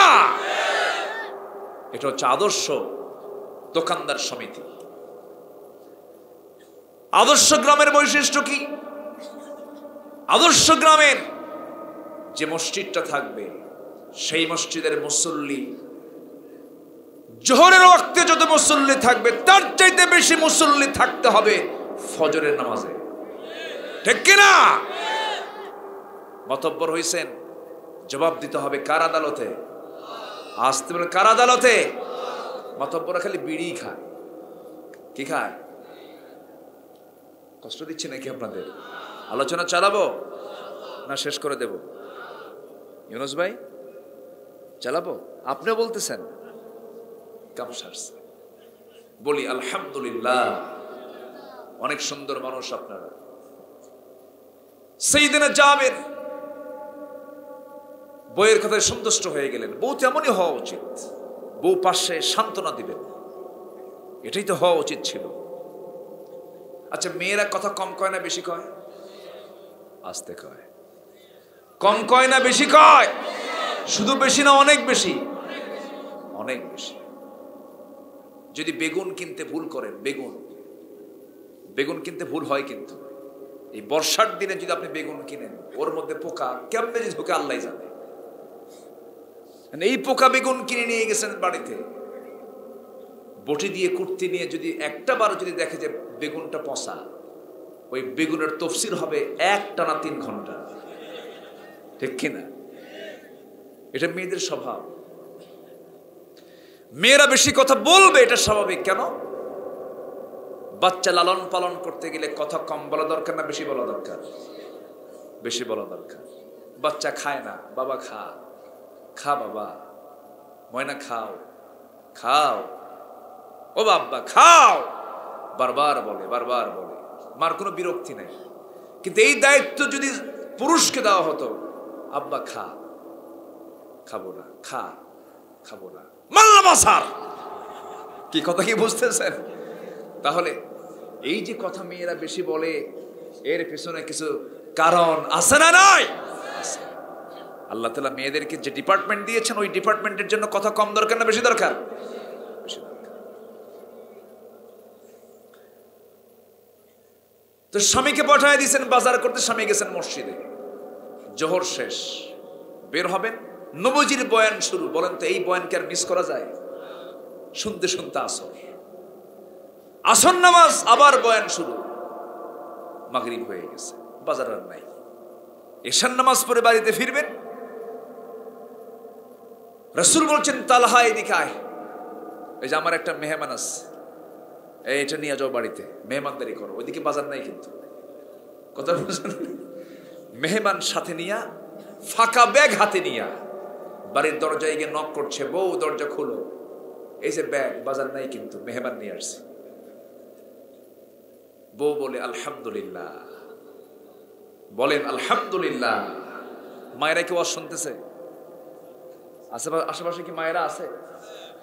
শোনা দরকার তো। বউ মনক্ষুণ্ণ হলেন না। বউটা শুধু বললেন, আমার স্বামী, আপনি হয়তো কোনো কাজে ব্যস্ত ছিলেন, বাজার করতে পারেন নাই, কিন্তু মেহমান তো এসেছে, মেহমানের ব্যাপারে কোনো টেনশন নেবেন না, কারণ মেহমান সে তার নিজের রিজিক নিজেই নিয়ে আসে। জোরে বলি সুবহানাল্লাহ। মেহমান যার ঘরে বেশি তার। আমাদের এটা ঐতিহ্য, মুসলমানদের ঐতিহ্য হলো মুসলমানের ঘরে ঘরে মেহমান দিয়ে ভরা থাকবে। ইব্রাহিম আলাইহিস সালাম কখনো মেহমান ছাড়া খেতেন না। মেহমানকে সব বেলায় তিনি সাথে নিয়ে খেতেন, মেহমান ছাড়া তিনি বসতেন না খাবারে। কিন্তু এমনও কিছু পরিবার আছে, মেহমান দেখলেই কয় নাউজুবিল্লাহ। আসলে এরকম আছে না? আছে না? কি বিপদে পড়লাম না। চিন্তা করেন, এবার স্ত্রী বলছে, স্বামী আমার কোনো টেনশন করবে না, রিজিক যার, বান্দা যার রিজিক দেওয়ার দায়িত্ব, কোনো চিন্তা নাই। ওই যে একটা আটার বস্তা দেখি, তুষের বস্তা দেখতে পেতেছি, তুষের বস্তা একটু নিচে আমাকে নামায় দেন। তুষটা চালনায় চালতে চালতে চালতে চালতে মোটে কিছু জবের খুদ বের হয়েছে, সেই খুদগুলোকে পিষে পিষে পিষদানিতে খামির করেছে, কিছু আটা হয়ে গেছে। মোটে 2টা রুটি কষ্ট করে বানায়া স্বামীকে ডাক দিয়ে বলে, স্বামী আমার, এই যে আটার রুটি 2টা দিলাম, জবের রুটি দিলাম, মেহমানের সামনে দিস, মেহমানকে সামনে দিয়ে মেহমানের সামনে আপনি বসবেন না, বসলে একটা রুটি আপনার খাওয়া লাগবে, মেহমানের পেটটা ভরবে না। তাড়াতাড়ি মেহমানের সামনে খাবার উপস্থাপন করে চট করে বের হয়ে চলে আসবেন আমার ঘরে, আমি চট করে লাইট বন্ধ করে দেব। মেহমান ভাববে আমরা খাবার খেয়ে নিয়েছি, কিন্তু তারা সারা রাত উপোস ছিলেন, কিছু খান নাই। মেহমানকে খাওয়া দিয়া ফজরের সময় যখন আজান হয়ে গেছে, মেহমানকে সঙ্গে করে নিয়ে তালহা রাদিয়াল্লাহু তাআলা আনহু নামাজে চলে গেছেন। নামাজ যখন শুরু হয়ে গেছে, নামাজ শেষ, সবাই চলে গেছে, পিছন থেকে রাসূল ডাক দিচ্ছেন, তালহা এদিকে আয়, হুজুর বড় ভুল করে ফেলেছি, মেহমানকে সম্মান করতে পারি না, হুজুর আপনি আমারে মাফ করে দিন। রাসূল বলছেন, তালহা রে, গত রাত্রিতে তুমি এবং তোমার স্ত্রী যে পরিমাণ খেদমত মেহমানকে দেখিয়েছো, আল্লাহর আরশ খুশি হয়ে গেছে। জোরে কোন সুবহানাল্লাহ। তাহলে ছাগলের ওজন হলো 5-6 কেজি, রাসূল দাওয়াত দিয়েছেন 600। কতজন শুনবেন? আলোচনা শুনবেন? আগ্রহ আছে আপনাদের?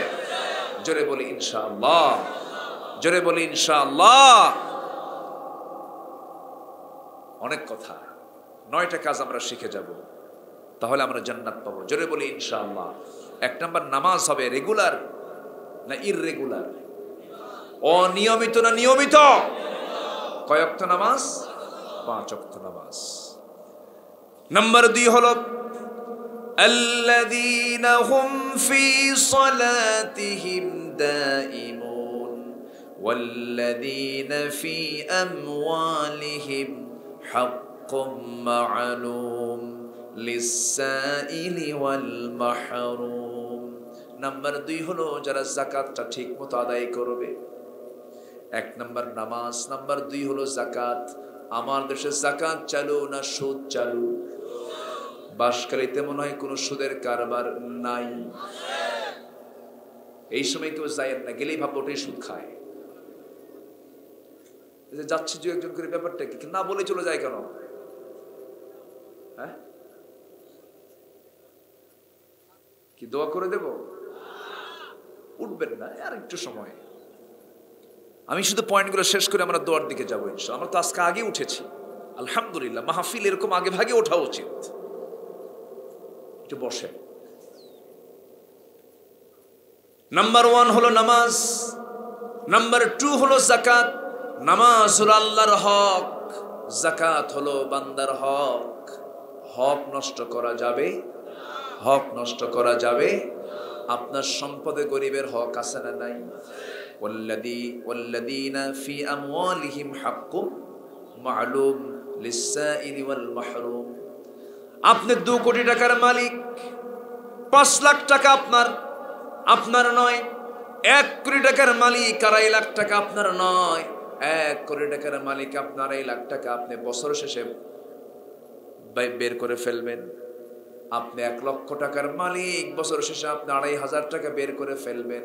এই সম্পদের মধ্যে আপনার কোনো অধিকার, আপনার কোনো অধিকার নাই। এটা কার অর্ডার?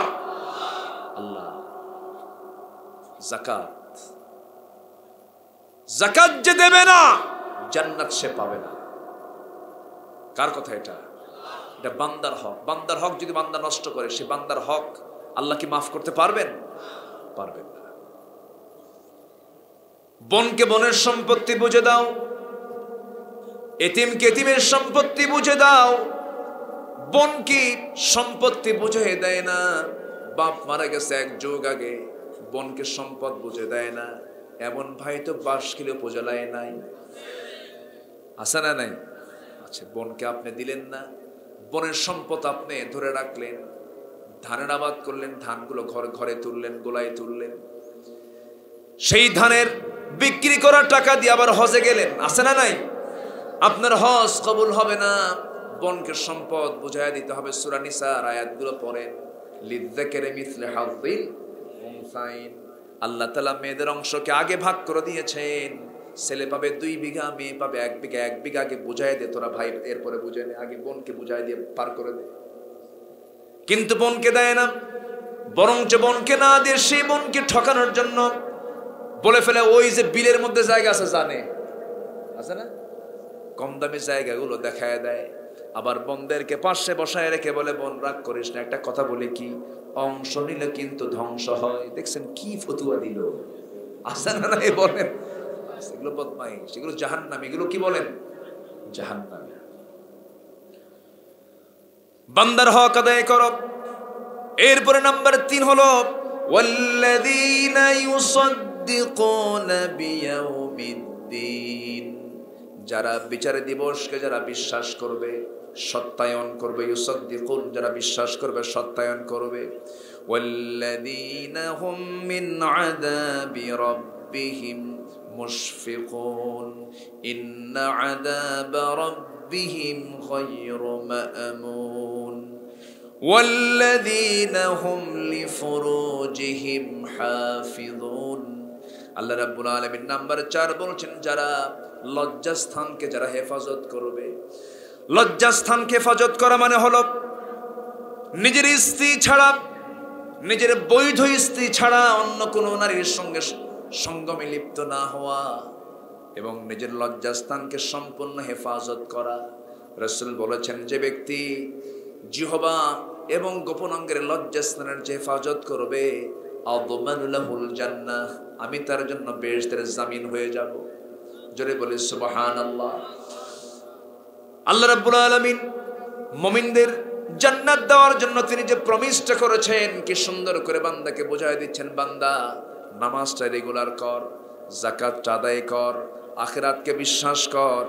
এরপর আমি তোকে যে লজ্জাস্থান দিয়েছি, নিজের বউ ছাড়া অন্য কারো কাছে যাইস না, আকাম কুকাম করে বেড়াইস না, ফোন কল করিস না, ইনবক্সে কোনো চ্যাটিং ম্যাটিং করবা না, সমকামিতার দিকে যাবে না, মাস্টার বেশনে যাবে না।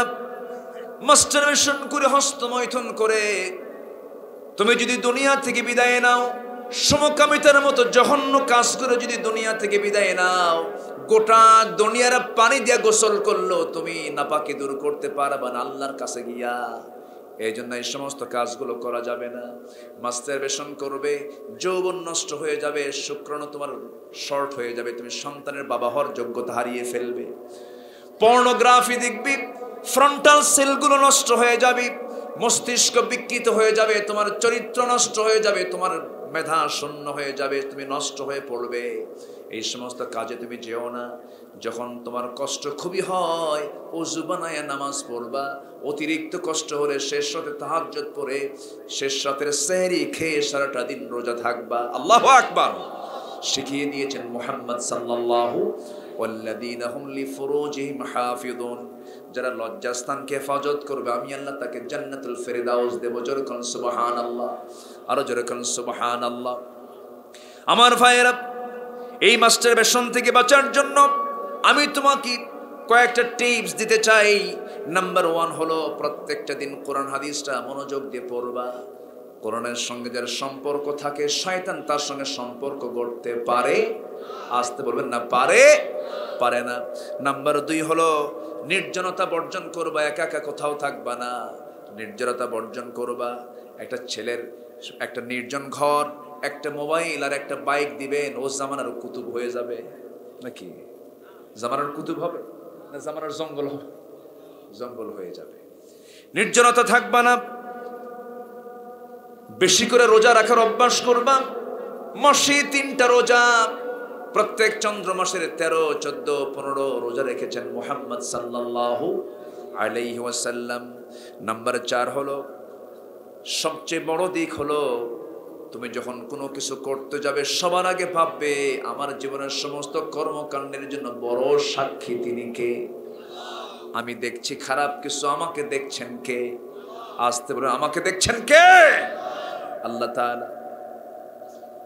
এই হস্তমৈথুন, এই বিকৃত যৌনাচার, এগুলোর জন্য সবচেয়ে বড়, এই সমস্ত অপকর্মকে লেলিয়ে দেওয়ার জন্য পর্নোগ্রাফি, এগুলো তোমার চোখের সামনে পড়ে যাবে।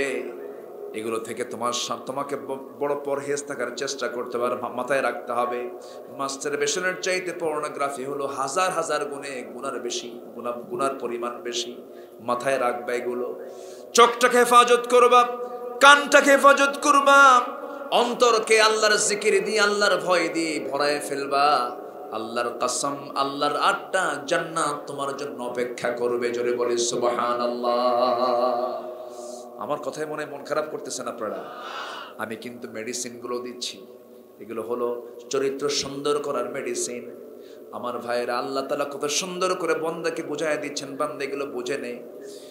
আল্লাহ রাব্বুল আলামিন নাম্বার 5 বলছেন কি, 9টা কাজ আমরা শিখে যাব।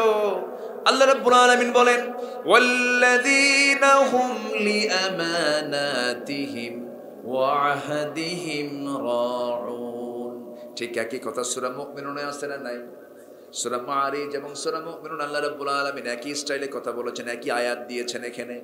যারা তাদের আমানত ঠিক রাখে, আমানতটা যারা ঠিক রাখে, ওয়াদা যারা ঠিক রাখে, আমার বন্ধুগণ, আপনার ভোট আপনি দিবেন, আপনার ভোট অন্য কেউ দেওয়া যাবে। এটা একটা আমানত। এটা একটা কি? এটা একটা কি বলেন? আমানত। কব কথা, কব বলবো কথা, বলবো বলবো কথা বলবো। 15 বছর ধরে জাতির জন্য এত কিছু করলাম, কিন্তু কেন্দ্রে লোক আসে না।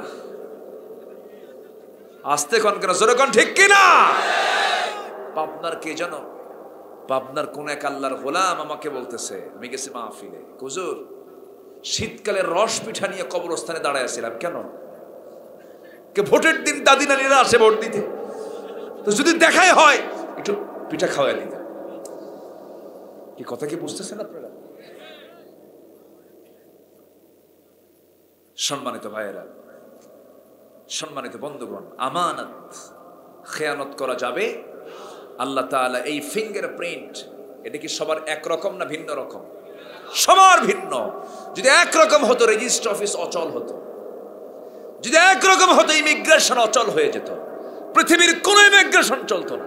চলতো? চলতো না। কিসের কাতার আর কিসের সিঙ্গাপুর, সব ইমিগ্রেশন সব শেষ, সব লোক সমান। কার দলিল কে করতো? আল্লাহ তাআলা কেন দিয়েছেন এটা, যে যারটা তার, এই জায়গায় অন্য কেউ ঢুকাতে আসবা না। এটা একটা আমানত। এটা কি বলেন? আমানত। আপনি একজন বেনামাজিকে সমর্থন দিলেন, আমানতের খেয়ানত করলেন। ওই বেনামাজি যত চুরি, ডাকাতি, রাহাজানি, 2 নম্বরে যা কিছু রাস্তার টাকা, জনগণের টাকা, কাবিখার টাকা, এরপর বিধবার টাকা, যা কিছু মারবে, সমস্ত মারার গুনাহগুলো একটা অংশ আপনার আমলনামায় যাবে। আলহামদুলিল্লাহ। যেরকম নাউযুবিল্লাহ। আমানত। নাম্বার 6 হলো ওয়াদিহিম রাউন। যারা ওয়াদা ঠিক রাখবে, ওয়াদা যারা ভঙ্গ করবে না, আল্লাহ তাআলা তাদেরকে জান্নাত দিবেন। ওয়াদাটা গুরুত্বপূর্ণ একটা বিষয়। আমি যা ওয়াদা করেছি, এই কমিটমেন্ট কখনো ইমানদার ভঙ্গ করতে পারে না। ওয়াদা তার ওয়াদাই। ইন্নাল্লাহা লা ইউখলিফুল মিআদ। আল্লাহ ওয়াদা ভঙ্গ করেন না, আল্লাহ ওয়াদা ভঙ্গকারীকে ভালোবাসেন না। আমার বন্ধুগণ, আল্লাহ রাব্বুল আলামিন এর পরে বলছেন, ওয়াল্লাযীনা হুম বিশাহাদাতিহিম কাইমুন। যারা সত্যের সাক্ষ্যে, যারা ইস্তেকামাত থাকবে, হকের উপরে যারা টিকে থাকবে। ওয়াল্লাযীনা হুম আলা সালাওয়াতিহিম ওয়াল্লাযীনা হুম আলা সালাতিহিম ইউহাফিযুন। নামাজ দিয়ে শুরু করেছেন, নামাজ দিয়ে শেষ করলেন আল্লাহ তাআলা। যারা নামাজের ব্যাপারে যত্নশীল হবে, আল্লাহ তাআলা তাদেরকে কি করবেন? উলাইকা ফি জান্নাতিম মুকরামুন। আল্লাহ তাদেরকে সম্মানজনক জান্নাত দিয়ে দিবেন। যেরকম সুবহানাল্লাহ। নামাজ পড়েছেন আমার রাসূল, কি মনোযোগ ছিল! নামাজ পড়েছেন সাহাবায়ে কেরাম, কি মনোযোগ ছিল! সাইয়েদনা আলী কি মনোযোগী মুসল্লি ছিলেন! আমার নবীজির কাছে এক সাহাবী প্রশ্ন করবেন, কিন্তু রাসূলকে পেলেন না। আলীকে ডাক দিয়ে বলছেন, আলী, নামাজের মধ্যে দুনিয়ার কথা মনে হয়, নামাজ আমার কবুল হবে নাকি? সাইয়েদনা আলী বললেন, নামাজ কবুল হবে না। এই কথা বলা মাত্রই ওই সাহাবী হতাশা নিয়ে বাড়িতে ফিরলেন। নবীর কানে সংবাদ চলে গেল। রাসূল বলেন, ও আলী, তোমার কাছে কেউ আসছিল নাকি? হ্যাঁ, এসেছিল। তুমি কি বলছো? নামাজের মধ্যে দুনিয়ার কথা মনে হলে নামাজ কবুল হবে না, তাই নাকি? ঠিক আছে, আমি রাসূল তোমাকে একটা অর্ডার দিচ্ছি, তুমি এই মুহূর্তে ওযু বানায় নাও, 2 রাকাত নামাজের নিয়তে নামাজে দাঁড়ায়া যাও। নামাজ শেষ আমি আমার পক্ষ থেকে আমি তোমাকে সুন্দর একটা চাদর উপহার দেব। রাসূল তার মাথার মধ্যে কিসের চিন্তা ঢুকায় দিয়েছেন? বলেন কিসের চিন্তা? নামাজ শুরু হয়ে গেছে, খুব খুশি। সাইয়েদনা আলী রাসূল আমাকে চাদর দিবেন। প্রথম রাকাত খুব মনোযোগ, দ্বিতীয় রাকাতে নামাজ পড়তে নিয়ে হঠাৎ করে নামাজের মধ্যে মনে হলো রাসূল যে আমাকে চাদরটা দিতে চাইলেন। এই চাদরটা মা আয়েশার ঘরের চাদর না মা হাফসার ঘরের চাদর? মন চলে গেছে কোথায়? চাদরে। নামাজ শেষ, আসসালামু আলাইকুম ওয়া রাহমাতুল্লাহ, আসসালামু আলাইকুম ওয়া রাহমাতুল্লাহ। নবীর দিকে চোখে চোখ পড়ে গেছে আলীর। আলীও তাকান, রাসূলও তাকান, মুস্কে মুস্কে হাসি মারেন। রাসূল বলছেন, আলী নামাজ শেষে হাসো কেন? হুজুর আপনি যে কারণে আমিও সেই কারণে। আমার রাসূল বলেন, আলী তোমার মতো সাহাবীর যদি নামাজের মধ্যে এমনটা হয়, তোমাকে সে প্রশ্ন করলো, তুমি সোজা বললে নামাজ হবে না। কে বলেছে নামাজ হবে না? নামাজের মধ্যে কোনো ওয়াজিব কাজ যদি ছুটে যায়, শেষ বৈঠকে তাশাহুদ পড়ে ডান দিকে সালাম ফিরে 2টা পেনাল্টি, 2টা সিজদা দিলে আমার আল্লাহ সেই নামাজ কবুল করে নেয়। জোরে কান সুবহানাল্লাহ। দাঁড়িয়ে পারো না বসে পড়ো। ও যুবক, বসে পারো না শুয়ে পড়ো। ওযু করতে পারতেছো না, মুজার উপরে মাসে করো। সফরে আছো, 4 রাকাতকে 2 রাকাত করো। নামাজ পড়ো, নামাজ পড়ো, নামাজটা ছেড়ে দিও না।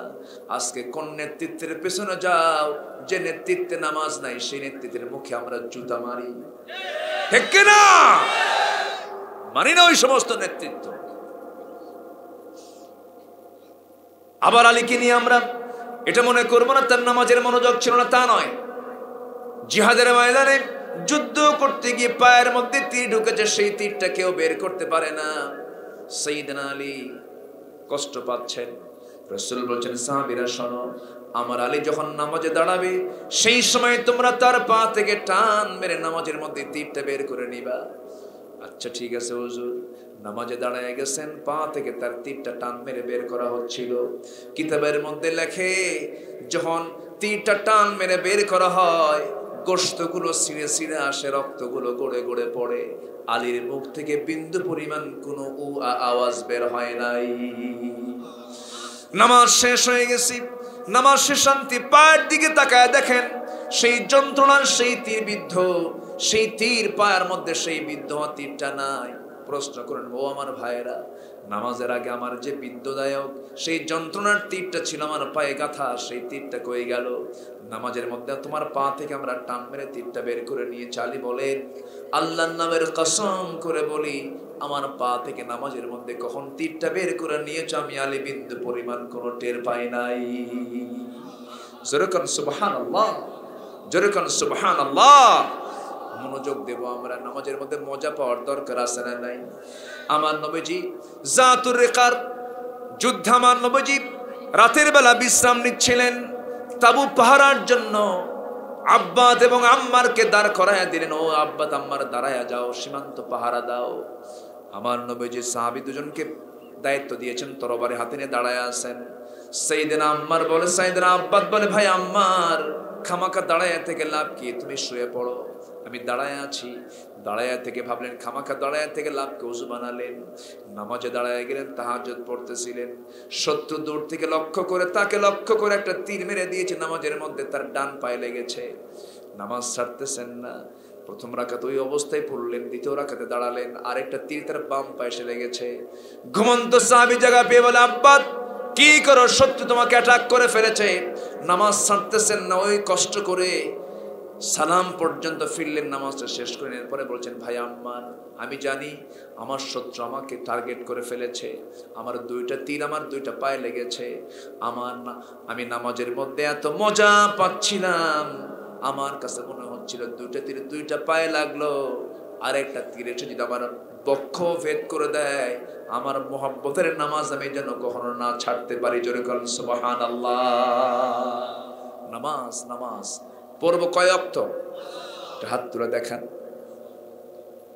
জোরে বলি ইয়া আল্লাহ। আমাদেরকে 5 ওয়াক্ত সালাত আদায় করার তৌফিক তুমি আল্লাহ দিয়া দাও। জোরে বলি আমিন, আরো জোরে আমিন, আরো জোরে আমিন। আসেন দোয়া করি। দোয়া করবেন? করবেন না? মানে আর কি আলোচনা চালাবো? আরো আলোচনা চলো, হুজুর মরুক।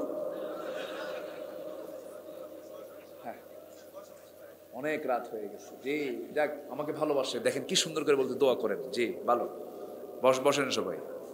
কিন্তু রাসূলের কিন্তু দাওয়াত খাওয়া হয়নি এখন। দাওয়াত খাওয়া বাদ আছে না? বলে দেব? বলবো শেষে দাওয়াত খাওয়া হয়ে গেছে। শেষ হয়েছে? শেষ হয়েছে? শেষ তো হলো না, সময় তো দরকার। হ্যাঁ জি, এত সুন্দর মানুষ আপনার। আমি গত বছর আসছিলাম তো, ইউনুস ভাই আসছিলাম, আলহামদুলিল্লাহ। ইউনুস তো মাছের পেটে ছিল, তাই না? উনিও তো ছিলেন কয়েকদিন।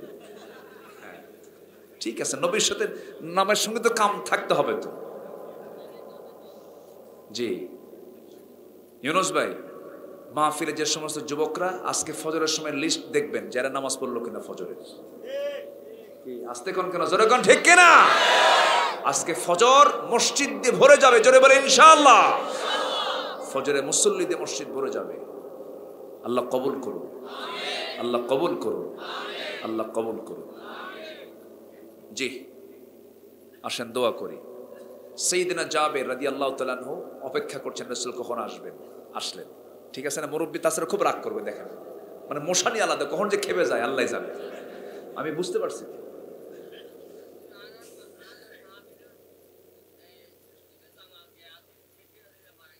জি দোয়া করবো, যে দোয়া করবো। দুজন লিখে দিচ্ছে এখানে। জি আসছে, আমি পাইছি, আমি দোয়া করবো সবার জন্য ইনশাআল্লাহ। জি কোনো টেনশন করবেন না, কারো দোয়া বাদ যাবে না। জি আমরা চাইবো কার কাছে? আল্লাহর কাছে। আপনাদের ভাষা এখন বুঝি তো মাশাআল্লাহ, উনি যা বলছে সব বুঝছি, কিন্তু বলতে পারি না, কিন্তু বুঝি। গালি দিলে আরো টের পাই।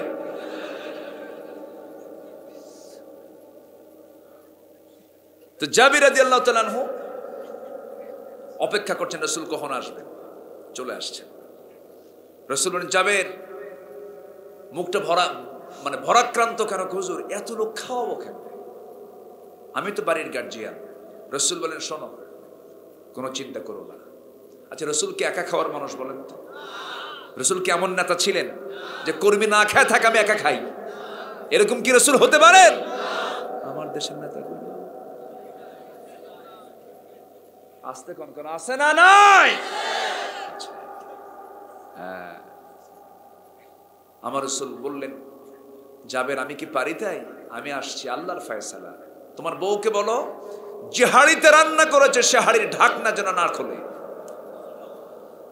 আর যে হাড়িতে রুটি বানায় রাখছে তারা ঢাকনাও যেন না খোলে। আমি কাউকে আজকে বন্টন করতে দেব না। আমি নিজে বাবুর্চি হব, নিজে বন্টনকারী হব। আলহামদুলিল্লাহ বলেন। রাসূল শুধু খেতেন না, আগে খাওয়ায় দিতেন। জোরে করেন সুবহানাল্লাহ। যারা খাওয়ায় বন্টন করে ওদেরকে এলাকায় কি বলে? না, যে বাবুর্চিকে কি বলে? বসি বস্তি। হ্যাঁ, রাসূল এরকম ভূমিকা পালন করেছেন। নিজে নিজে সব বন্টন করেছেন, সব বন্টন করে নিজের নাই। আলহামদুলিল্লাহ বলবেন না? সব বন্টন করে নিজের কি নাই। নিজের হাতে গনিমতের মাল বন্টন করে দিয়ে ঘরে এসে দেখেন আয়েশা কোনো খাবার টাবার আছে? হুজুর কিচ্ছু নাই তো। সুবহানাল্লাহ বলবেন না? বিশ্ব নবী। আমরা এমন নেতৃত্ব দেখতে চাই, জোরে বলি ইনশাআল্লাহ। জি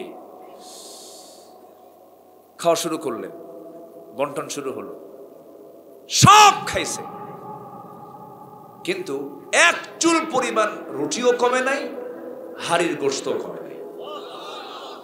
কেউ কেউ বলেছেন 400, কেউ কেউ বলেছেন 500, কেউ কেউ বলেছেন 600 সাহাবী খাইছে। কয় কেজি? 5-6 কেজি। বরকত কে দেন? ইন্নাল্লাহা ইয়ারযুকু মান ইয়াশাউ গায়রে হিসাব, না বেগায়রে হিসাব? বেগায়রে হিসাব। আল্লাহ যাকে চান বেগায়রে হিসাব দেন, কোন হিসাব ছাড়া দেন। আল্লাহু আকবার বলেন।